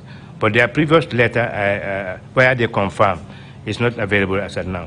Further to the message of June 2011, and in order to clarify media reports, please be advised U.S. records reflect that an individual with the same name as a subject and date of birth on the 18th February 1978, bearing passport number PC 017941, transited the U.S. at Baltimore, Maryland on the 4th June 2006, arriving on North American flight airline NAA flight number 124 and departing the same day on NAA flight number 123, U.S. indices. That's why I stopped. So I say, you indices have no other record of the subject's entry to or presence in the United States. But you would recall that even the vice president of this country did say that Chief Mane was also in the U.S. But if son na manyin ko vice president, president no lang ko do fo nyi fo wala mindi ko Chief Mane. I'm not aware of that, but I'm aware of the Minister of Justice. Minister Kenya wala But you know, Mr. Witness, that to have said this statement in 2012 was a blatant lie. 2011 or for whatever time it was, this statement is a lie. For me, it was not a lie. But of course it is. It is not for me. But Mr. Witness, did you find out when Chief Mane was last seen in the Gambia? I have no But Mr. Witness, tell me, you have no record of when he was last seen in the Gambia. How could you say that he was in the U.S.? But U.S. responded that he transited there. Can we check when was he missing? Exactly, that is the question you ought to have asked yourself. I have no information, because even if there was investigation. Mr. Witness, let me read this thing out for you. I have this North Bank Evening Standard. It's a Gambia online paper, and it was written Tuesday, June the 5th, 2012. And it tries to recognitate, recapture, or recast the interaction you had with that journalist. And this is what it says. CPU faults police chief's stance on missing journalist. The Gambia's Inspector General of Police, Mr. Yankuba Sonko, was quoted last week to have told a local newspaper that missing journalist Chief Ibrahim B. Mane was seen in the United States of America.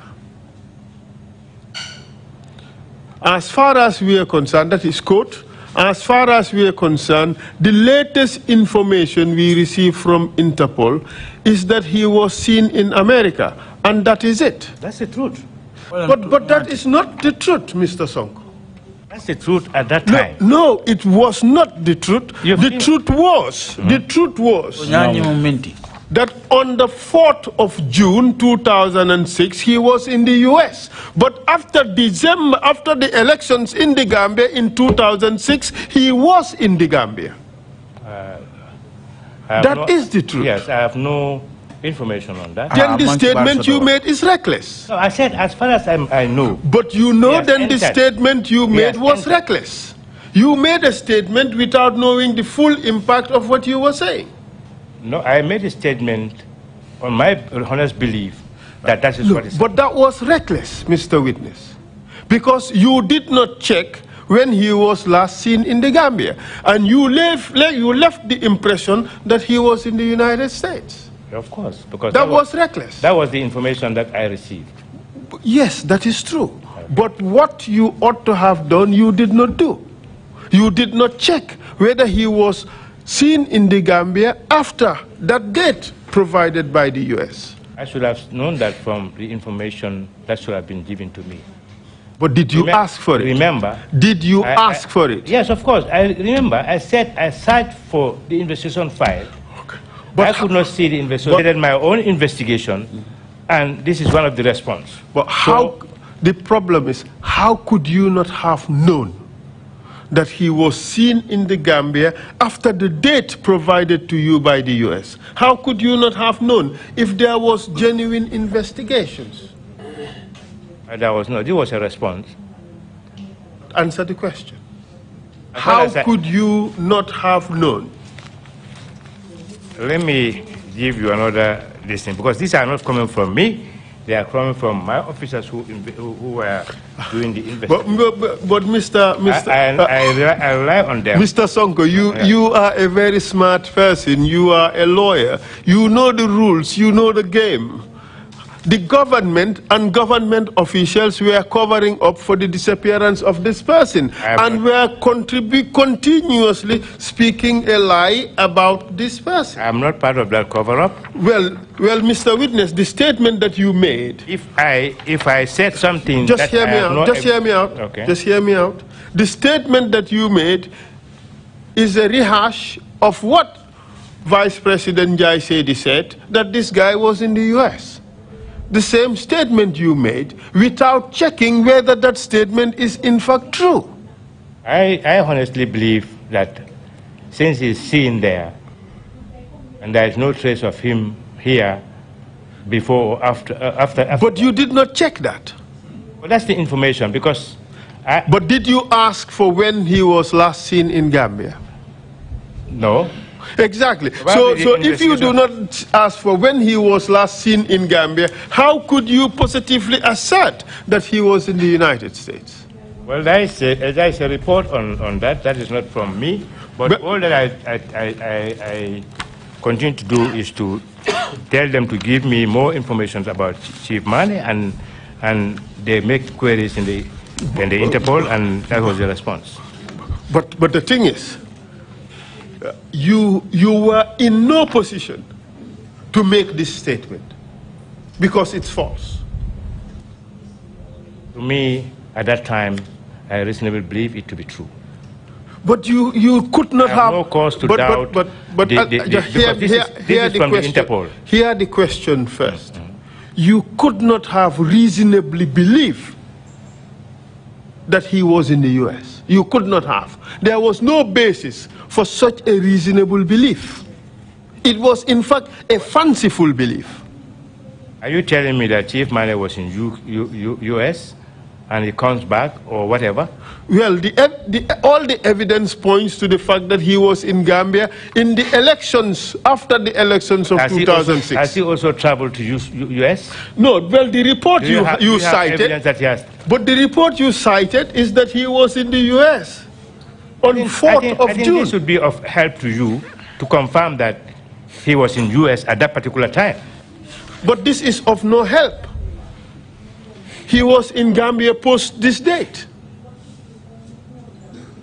Yeah, but if the state is saying, because the evidence that we received from the United States, that Chief Mane was in the United States at that particular time, wouldn't that help you to flee? Because what I'm seeing now. No, it would not. Logically, what I'm seeing now is it appears that he has been there and came, and events happened after this thing. Exactly, precisely the point. But I only know that now. No, Mr. Witness, I am telling you, I'm not suggesting that you deliberately lied. No. I'm not suggesting that. No. But I am saying that your statement was reckless. I would never have even comment on this if I did not receive any listing that he has entered. I said, as far as we know as at now. Yes, but this is what I'm telling you, that statement was reckless, and that statement was false. It may be reckless, but it's not false. Yes, it is false. It is false because it's not true. It is not false. It is not false. It's a statement. You want to say that Interpol transmission is false statement? No. Your statement. Then the information. Then the content of that information cannot be false. Just hear me out. Okay. Your statement suggesting that Chief Mane was in the U.S. is false, because he was seen in Gambia after this date. What I said is that as far as we're concerned, Chief Mane is seen in the U.S. And that's what the content reads. Yes, but that is not the case. That is a false statement. He has never been to U.S.? He had been, but he returned to Gambia. Yeah, but I don't know of his return. The evidence that I have, but this is what I am telling you. We are concerned as at now. Mr. Witness, that's why I said that I do not doubt your bona fides. I have no reason to doubt that. All right? But I would say your statement was utterly reckless. You made it without checking all the relevant information. I would agree, but I would not agree that it is false. Well, it is false. No. You have no choice but to agree that it's false because you cannot say it's true. What I've said is by the content of the information that I received. And this is from the original source and it's a reliable source. Mr. Witness, you suggested that this man was in the U.S., correct? Based on the information that I received. Perfect. But there is other existing information within the possession of the police which clearly establish that that is not true. That is not to my knowledge. That's why I say your statement was reckless. Yes, I would. And the fact that I would agree. And the fact totally, I agree that at that time because I don't know all the facts. Okay. And I jump into it. Exactly. Maybe reckless. Exactly. But to say it is false, no. No, it is false. The falsity of the statement does not depend on your intention. It depends on the veracity of the information. But the information is correct. It is not. What is you are suggesting here that he was in the U.S. Read the paragraph, read the listing of the journalists. We are talking about the intention, the meaning you intended to convey. As far as we are concerned, the latest information we received from Interpol is that he was seen in America. Yeah, this is it. And that is it. But the thing is, Mr. Witness, that is not false. Yes, it is you false. Have seen the correspondence. It is false. You are suggesting not only that he was seen in the U.S., all right, but he was not in Gambia, but in the U.S. No. That is the intention of the information you conveyed. The latest information, at that time, I do not commit myself to say we have concluded everything. By 2012, the Gambia government knew that Chief Mane was in Gambia during elections of 2006. I'm not denying that, but I do not know. Okay, so okay, just hear me out. If you accept that fact, how could this statement that Chief Mane was in the U.S., how could that statement be true? I will always telling that statement if I know the details about him being here at that time. Okay, but the thing is... This is somebody who just come in. But this is the point, Mr. Witness. The veracity of the statement does not depend on what you feel or the extent of your knowledge. The veracity depends on whether it is true or whether it is false. It depends on facts that exist. And the facts that exist show that he was in the Gambia at a much later date than the period he was in the U.S. I have no idea about that.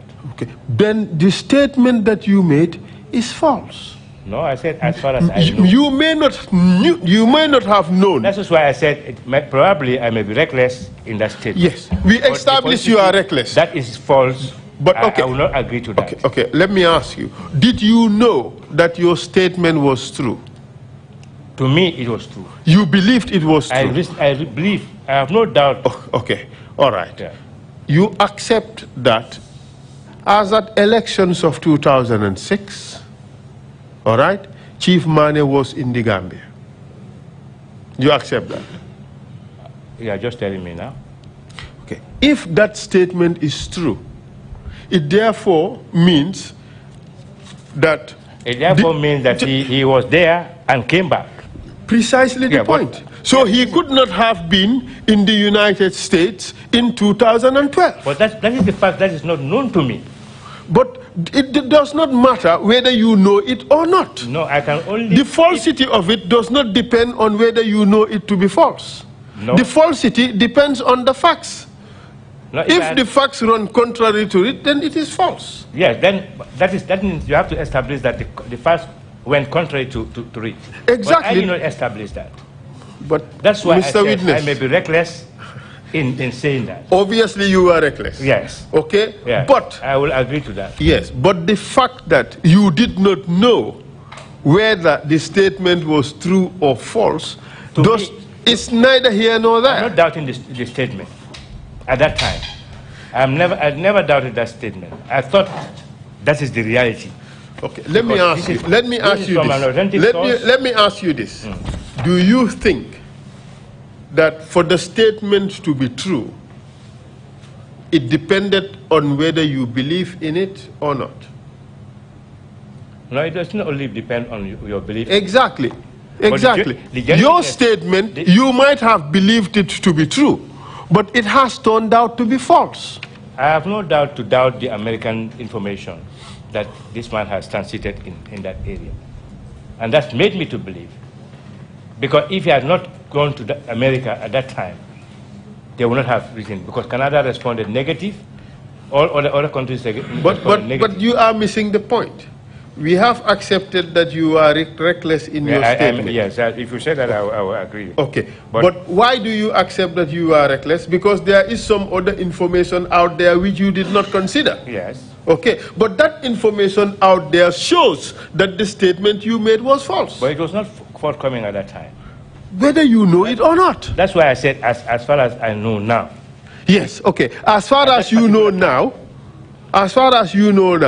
the statement you made was false. No. Yes, as far as that statement is false. Okay, thank you very much. Yeah. As far as I know now. Mr. Chair, let me ask to exhibit this statement. It is North Bank Evening Standard, TNBES. It's an article dated Tuesday, June 5th, 2012. That should be exhibit 207E. Sorry. That should be exhibit 207F.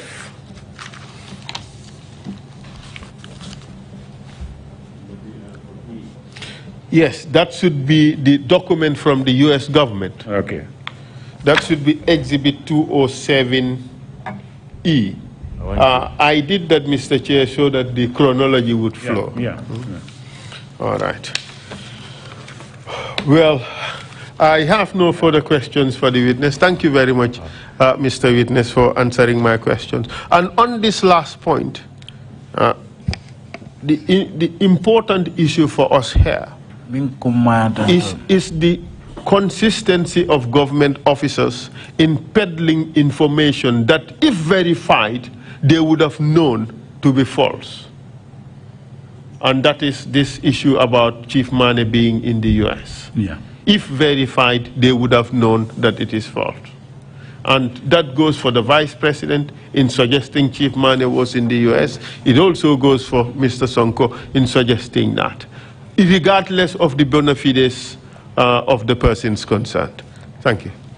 If the people who knows the facts are the people assigning you find the facts, and they are still sitting on the facts, that is classic telltale signs of cover-up. What I've discovered now is I am assigned to work on a task that is known to them, that there's no way that I can get anything out of it. But not only that, you are spied on by people who also know the facts. Yes, but I am not scared of that. I have been told several times, I am never scared of that. My only will always call my attention, be careful. And I said, it's only God that will take my life, nobody else. And I believe in that. And that's how I managed to survive up to date. You served a rotten government. Well,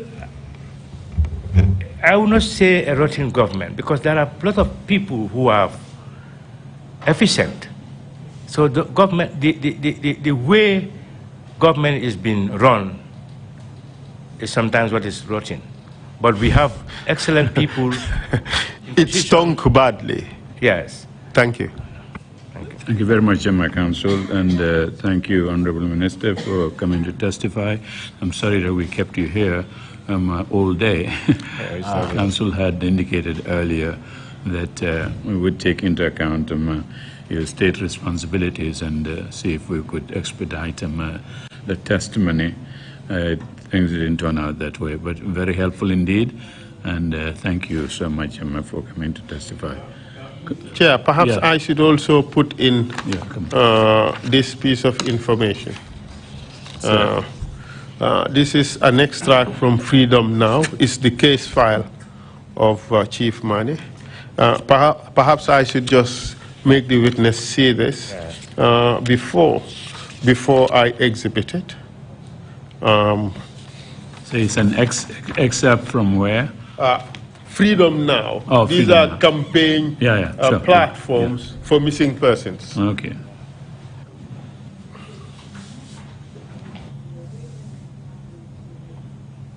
Take a look at it. Could you read the first few paragraphs? Okay. Expected release unknown. Okay. This is a case file for who? Chief Ibrahim Mane was a senior reporter for Banjul-based Daily Observer. He was arrested by the National Intelligence Agency on the 7th July 2006. Could you stop there? Could you stop there? Okay. Could you stop there, please? What date did the Americans tell you he transited the U.S.? I think the information is still now with you. I don't know. That's June. Whether I can. That was June. This is July. Exactly. That's exactly. So he was there in July. He was in the hands of the NIA. I agree. If I have come back. Exactly. So what I am trying to suggest to you. But why is it that the NIA were not asked to investigate this matter? You asked me that question. So this is the issue. If you are asking people, that means this is all the cover-up. Of course, it is a cover-up. You are asking an innocent person or somebody who has no knowledge and to investigate a matter. But Mr. Witness, if you had just Googled Chief Ibrahim Mane, this information would have popped up. So if you receive this document from the U.S.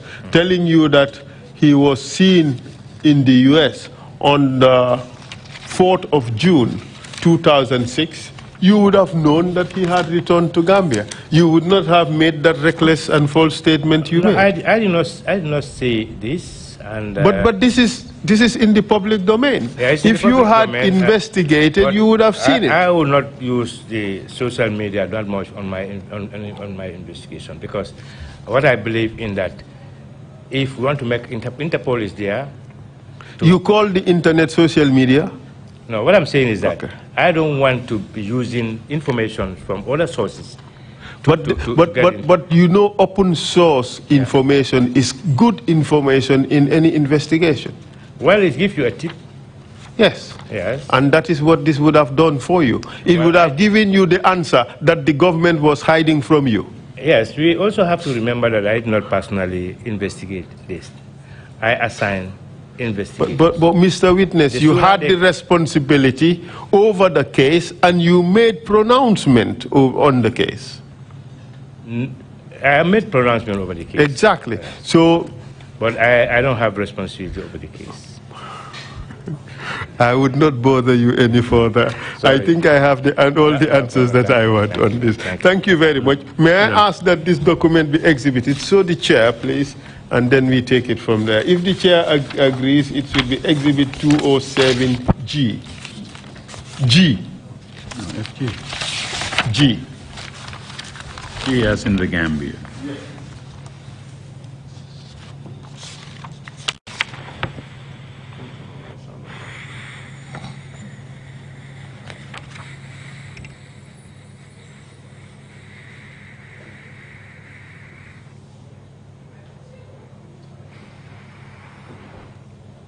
Thank you. While we are looking at that,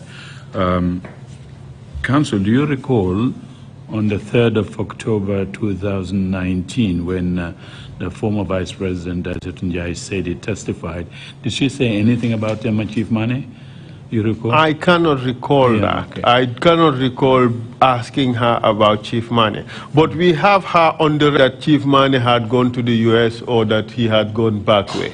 Well, I just wanted to know if she said something different from that when she appeared. No. Because I think that statement was before she came here. Yes. Yeah, okay. That's right. Thank you. But again, thank you very much. She said that as late as or as early as 2007. Well, yeah, okay. Yeah, fine. Thank you, Commissioner Kinte. You wanted the floor? We turn to the commissioners now if you have any questions. Commissioner Kinte, good evening, Honorable. Honorable. Well, when you look at, I will start with the chief money case.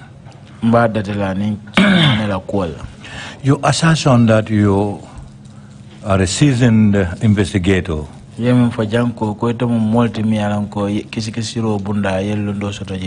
Could be questioned. Because the time elapsed in this case, for example, between 2006 and 2012, was such a span, like 4 June 2006 to whatever date in 2012. A lot of developments could have taken place regarding Chief Mane or any other person for that matter. 6 years was quite a span. If you were assigned to investigate on Chief Mane's case, I think you should have established some hypotheses. Where could be the possible places of finding out about Chief Mane? From the family? From his professional work area? Associates? And allegations or suspicions about his affairs regarding the government. The predomination should not be trying to relegate whatever the government, trying to say, for example, talk in the way that you're trying to save the government. If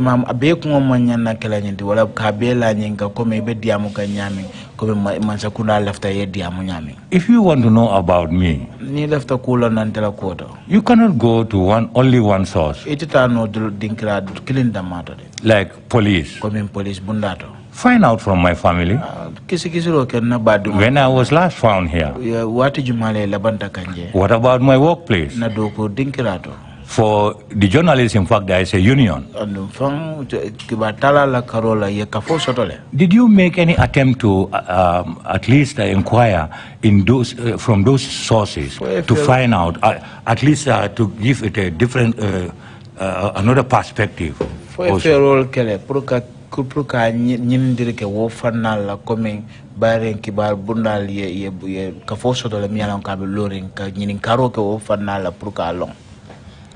What I want to confirm here is that I have never investigated. I assigned that investigation to people. But you have the IGP normally does not investigate. I know, but he does. These are people that I rely on.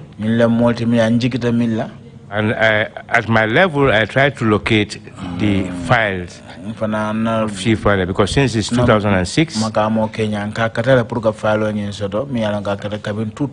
couldn't find that file.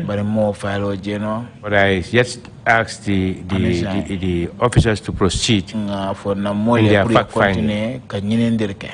But why is that fact-finding was on? That was the time that we received this information from America.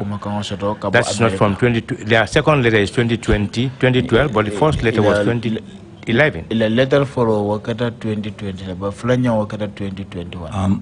Honorable, with all due respect, 5 years and 6 years respectively. Yeah, Honorable, Sanji Lulu, Katafo Sanji Woro. Still indicate a significant span of time elapsed. And as the IGP, when you assign your team, you also indeed have oversight responsibility to ensure that competency is exercised, adequacy is exercised. If there are need to look at 3, 4, 5 areas, you only focus on one. Is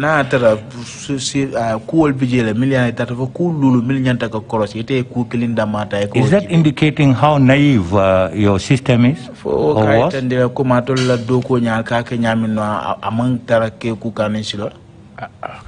Again, when this letter came to you in 2011 and 12, they were referring to 4, 5, 6 years ago. So they should not have been your benchmark. Sole benchmark that you can lean on, especially when it comes to putting up a statement that you are going to give impression to a whole nation.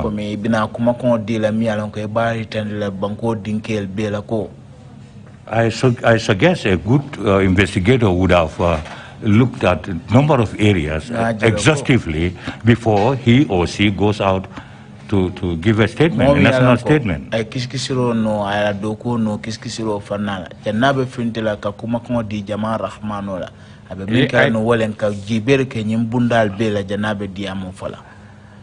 they have done a lot of investigation.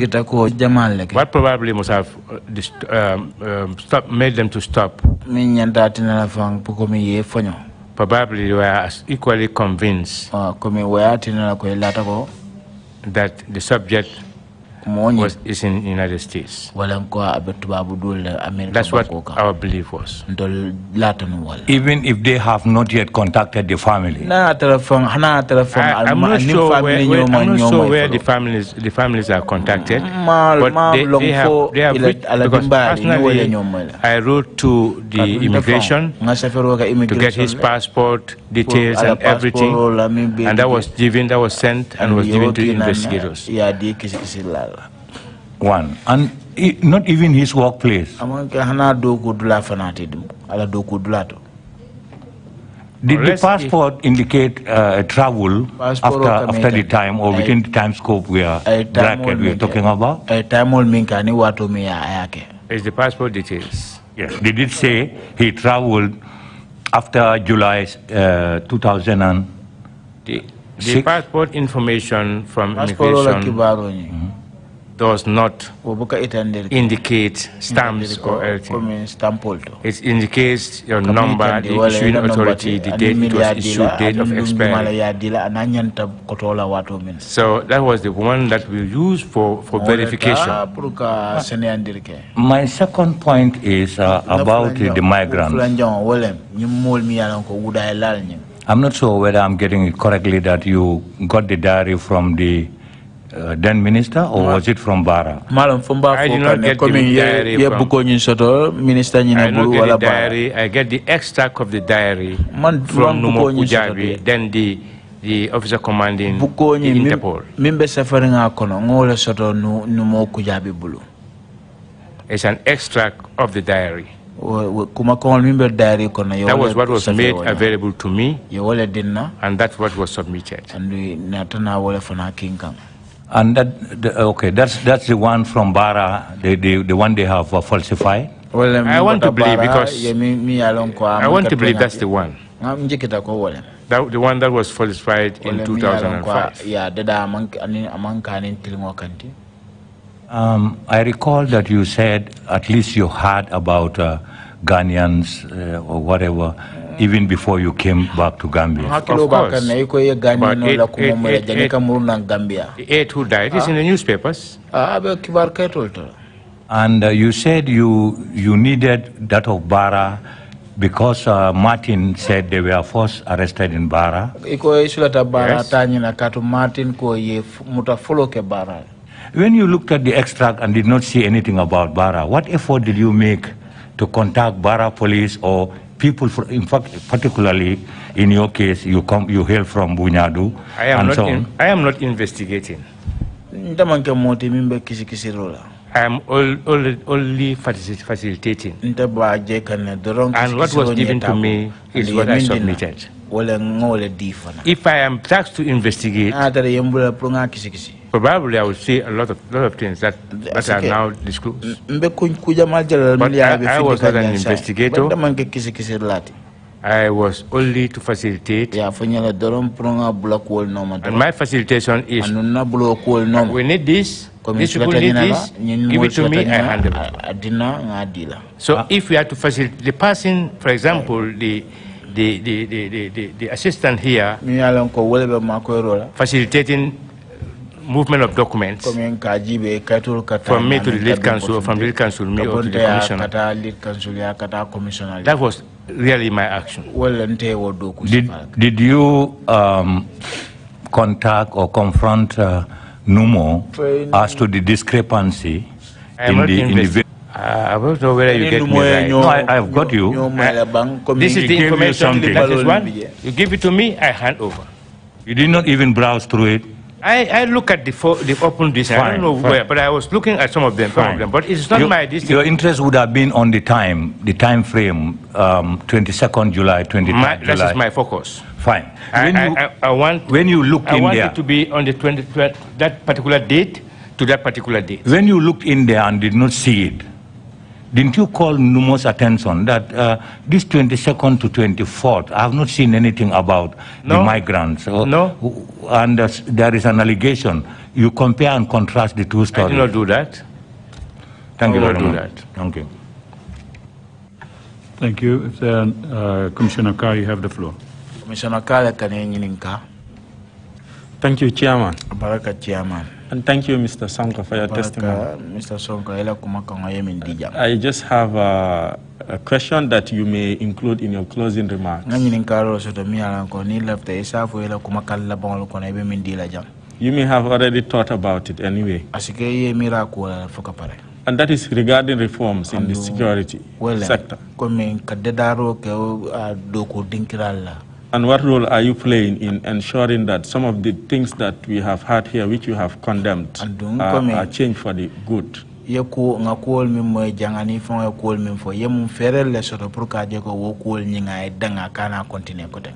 just want to know what is happening with security sector reform to ensure never again. Thank you.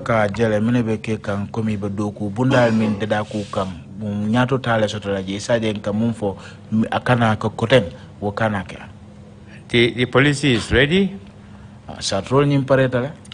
and every department has now take cue from the main policy. I already invited stakeholders. They were in my office 2 weeks ago. This includes lawyers within the police and immigration. And we also invite the community and NGOs to at least to review and see what's going to be good for different directorates or institutions. I know one thing that is going to be prominent is the training. Even in the former regime, probably, I think I interviewed you personally. When at one time you applied for cadet assistance, and you are qualified, and then you did not turn up. But I came in when there's only 5 university graduates within the police, including myself. In the 7 years, I recruited 165 graduates. And work sanji wara wulo kono nata na mo soto mi alon ko tata fo mo keme 100. This is all geared to unfortunately, they could not be effectively reformed because of the system.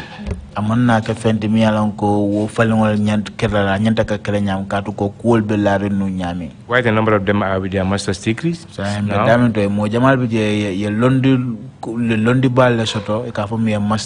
And almost every police officer is trying to get something. Police officer or police officer, but quite a number of them have paid for their own tuition fees. It's a competition within police officers now to acquire higher education. What is needed now is to help them, and that will pay a dividend tomorrow.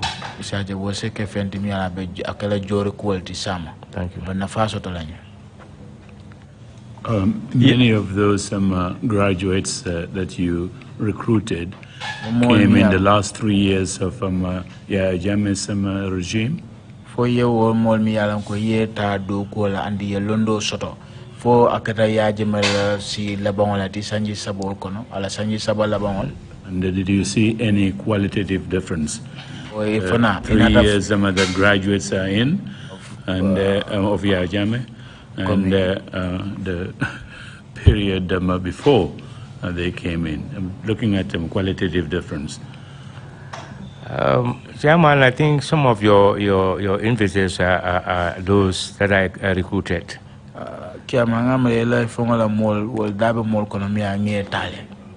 Abdumane is one of them, Senghor is one of them. Abdumane Dabo Walto, Senghor Dabo Walto. And quite a number of others. But it was during Jammeh's time. But we helped quite a number of them out of, not from government fund, but from out of our peacekeeping fund.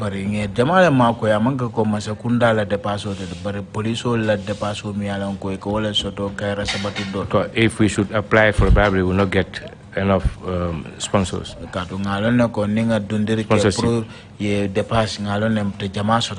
So we are using our own welfare fund to uplift them. And this is still on.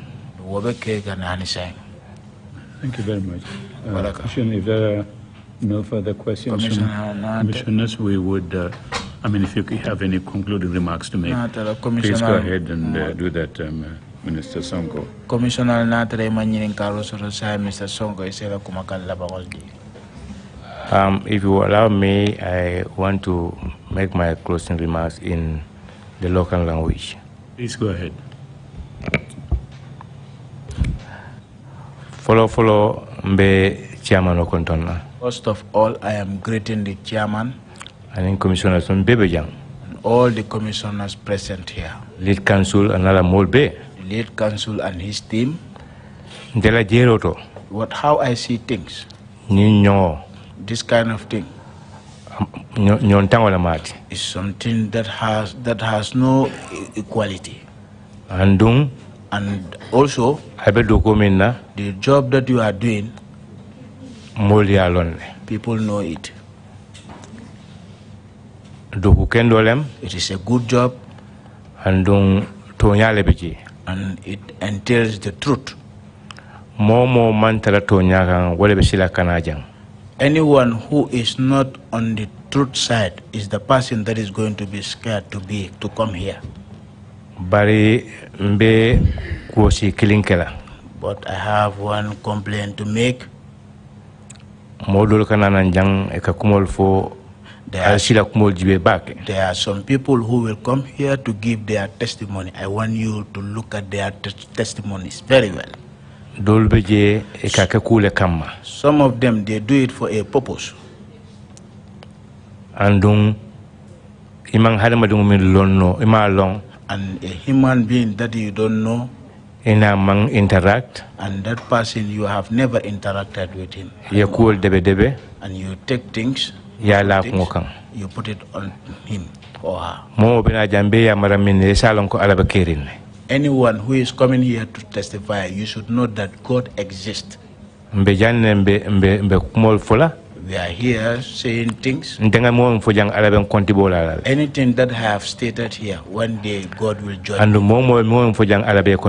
anyone who has stated, make any statement here, just know that God will judge you for it. If you people come here, you should speak the truth. There are many people who said the truth and they have appeared before this commission. But there are some people who appear before the commission. They are not willing to speak the truth. I have heard a lot of statements that is concerned about me. I have heard some. It makes me very scared. Because I knew very well that I'm not that type of person. That is not me. But the way you want to clear yourself, all of us, we all have families. And then we said we should come and go. We said we should reconcile. I know so many people come here, but also myself, personally myself, if I have offended anybody, I am willing to apologize to that person. But anyone also who offended me, you should come here and ask for my forgiveness. If you cannot come here, you should call me by phone and tell me, so that I can forgive you for the sake of Judgment Day. The job that you are doing, I'm very happy. And I'm also thinking that all the Gambian people are happy of your good job. Security officer, there are many security officers that appeared here. They were very afraid. That is the cost. They were very afraid until it has passed the mark. But it is not only included only the security officers alone. There are many institutions. Lawyers were detained. And there were no lawyers that were ready to protest. They asked me personally that they are going to protest. I gave them the permission and they never did. Then they are scared. We all should accept that we are all scared by then. We were all scared by then. There are many things that has happened in the hands of some people. They just want for the president, then President Yajame, to know and that makes them fail. They should have seen that it is Allah who is seeing them, the job they are doing. There is the suffering that is within us today. But this country, the Gambia, we are the same father and mother. We should hold each other as the same father and mother. We should put aside the politics and be reconciled to become one people. Let's put the politics one side. If we don't put the politics aside, we just used to do it like we are from the same father. You will have problems. Then the appeal that I want to make, all those people who are listening to me, we all should come together. We take each other as the same father and the same mother. Every now and then one person must be commissioners. You see, there are a lot of commissioners here, but they have their chairman. Councillors, lead councillors. We have a lot of councils here, but there is lead council. Then we should hold it in that manner. The things that have passed, the events that have passed, Momin tambita. Anybody who wins, or who leads. Those who those who lead. Yes. Bunya.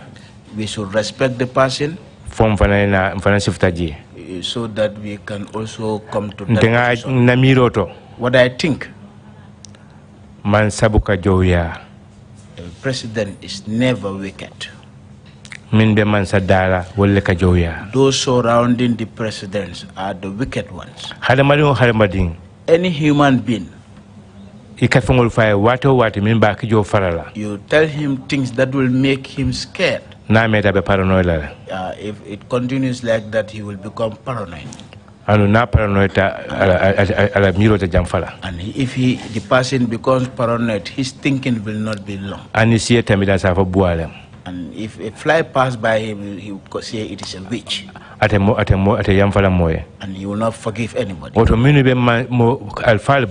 Then those who are closer or surrounding the elders, let us be very careful what words we give to those elders. We should not make our elders to become paranoid. Tell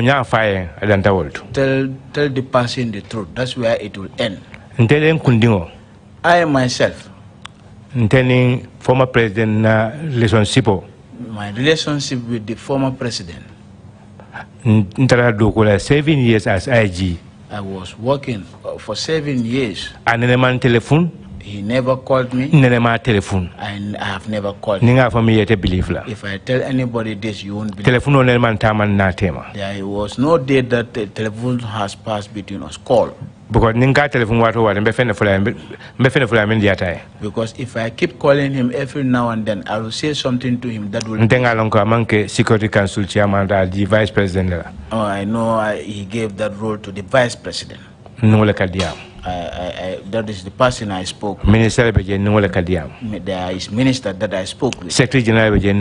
There is also a secretary general. But there are a lot of things that have passed. People don't know. Some people are there who wants to write. That is Halifa Sallah. But I refuse. I destroy his book. Because there are certain words that when I utter them here, the book will not be saved. But it's very important that I say it. Well, that is what has happened during the impasse. Anyone who thinks that the security services, they were helping the then president, you are making a big mistake. For us, we have withdrawn long time ago. Because by then, the coalition members, their PRO was the one we always speak with. There is one particular person who appeared here. He said that I am the one who gave instruction for them to be taken to Mile 2. But if the person knew what I did to preserve his life, he won't utter such statement.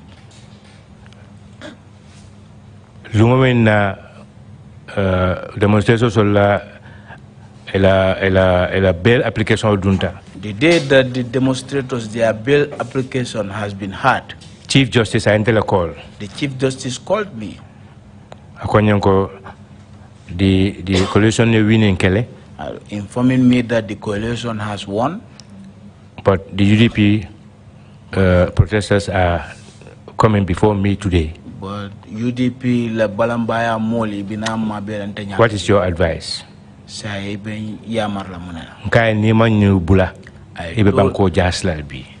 told him, if you don't release these people, you'll mix this country. By then I was on my way to work. Around 9 o'clock. Upon my arrival at work, around 9 o'clock, finally, IG. He finally said to me, what is your advice? I instructed him to leave them. Bail application The bail application has been heard. They were to be released. information, reliable information. I don't want to mention some names, but I have got a reliable information from the State House. Prepare mile 2. The soldiers are preparing heading to mile 2. I called Halifa Saleh. I called him, where are you? He said, I am at home. Mile 2. I said, whatever you are doing, go to mile 2. UDP coalition members those UDP people and the coalition members that are at the gate, tell them to leave the gate. To my thinking, what I have said to him. Coming, to do a scenario people are trying to forcefully remove Usenu and others from that thing. And anything can happen. Halifa Taraje Ndunga engaged throughout on telephone. Halifa went there and I was and I heard him saying to them, appealing to them to leave that place. I was in my office. Then Commissioner Banjul then the Commissioner of Banjul came, informing me that they have brought some people here. They were brought by the soldiers. I went downstairs and I met them. It was the Banjul MP, Silla.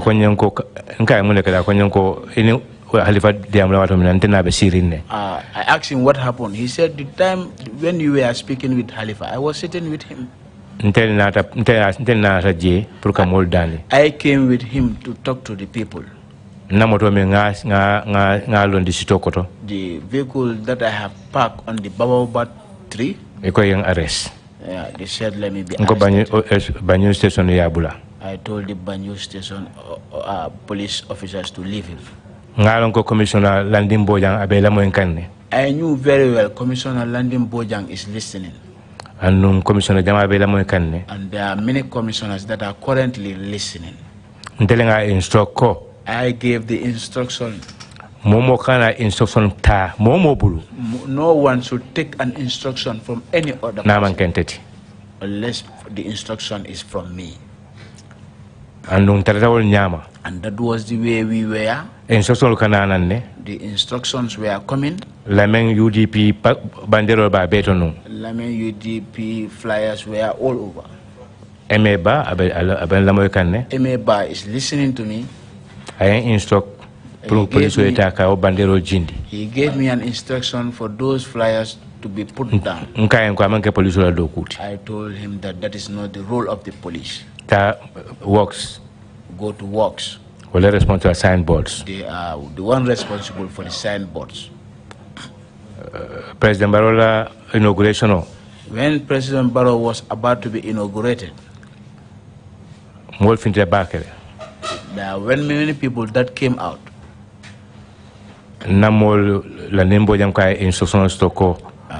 Stop. My people, Landim Bojan, said that he received an instruction that they should stop the people. From who?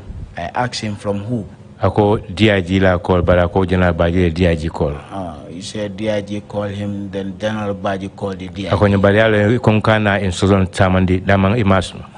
But he said to me, you said I should not work on any instruction that you don't give to me. I said yes, don't go by any instructions. My job is to prevent the lives of human beings, to protect the lives of human beings.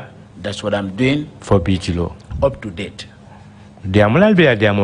People are making their statement. There are some people here who came, they were trying to extricate themselves by putting their leaders in 2005 2006 But those people who have spoken, they were aware of the 2005 and 2006 and there is no one among them who will say that they were discussing that issue with another person. Commissioner of Security Personnel commissioner knows his security personnel. Anyone who enters never goes out. Need to know basis lem. It's something that is based on need to know basis.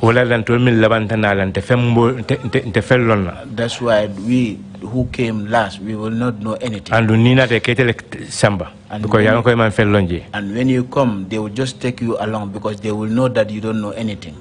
But all of us should try. Those who never appear here yet, they should come here. And when they come here, they should speak the truth. Those people who are here, they should know the truth. So that we can unite together to be one people.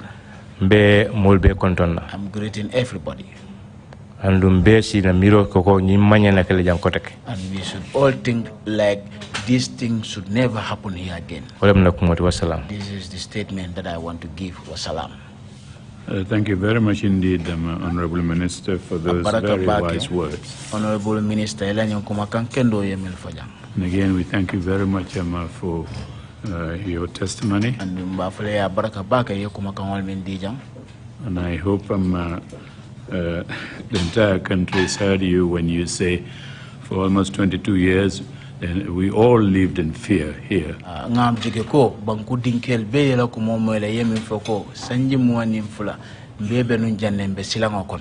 And I hope that our mantra never again would apply to all of us.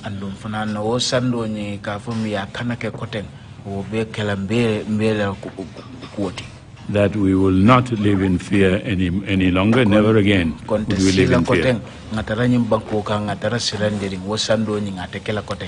Never again would we have somebody violate our human rights and abuses perpetrated on innocent Gambians.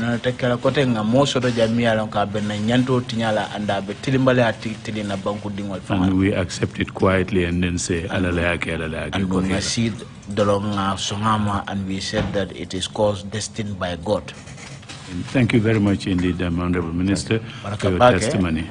Honorable Minister, we will resume tomorrow morning.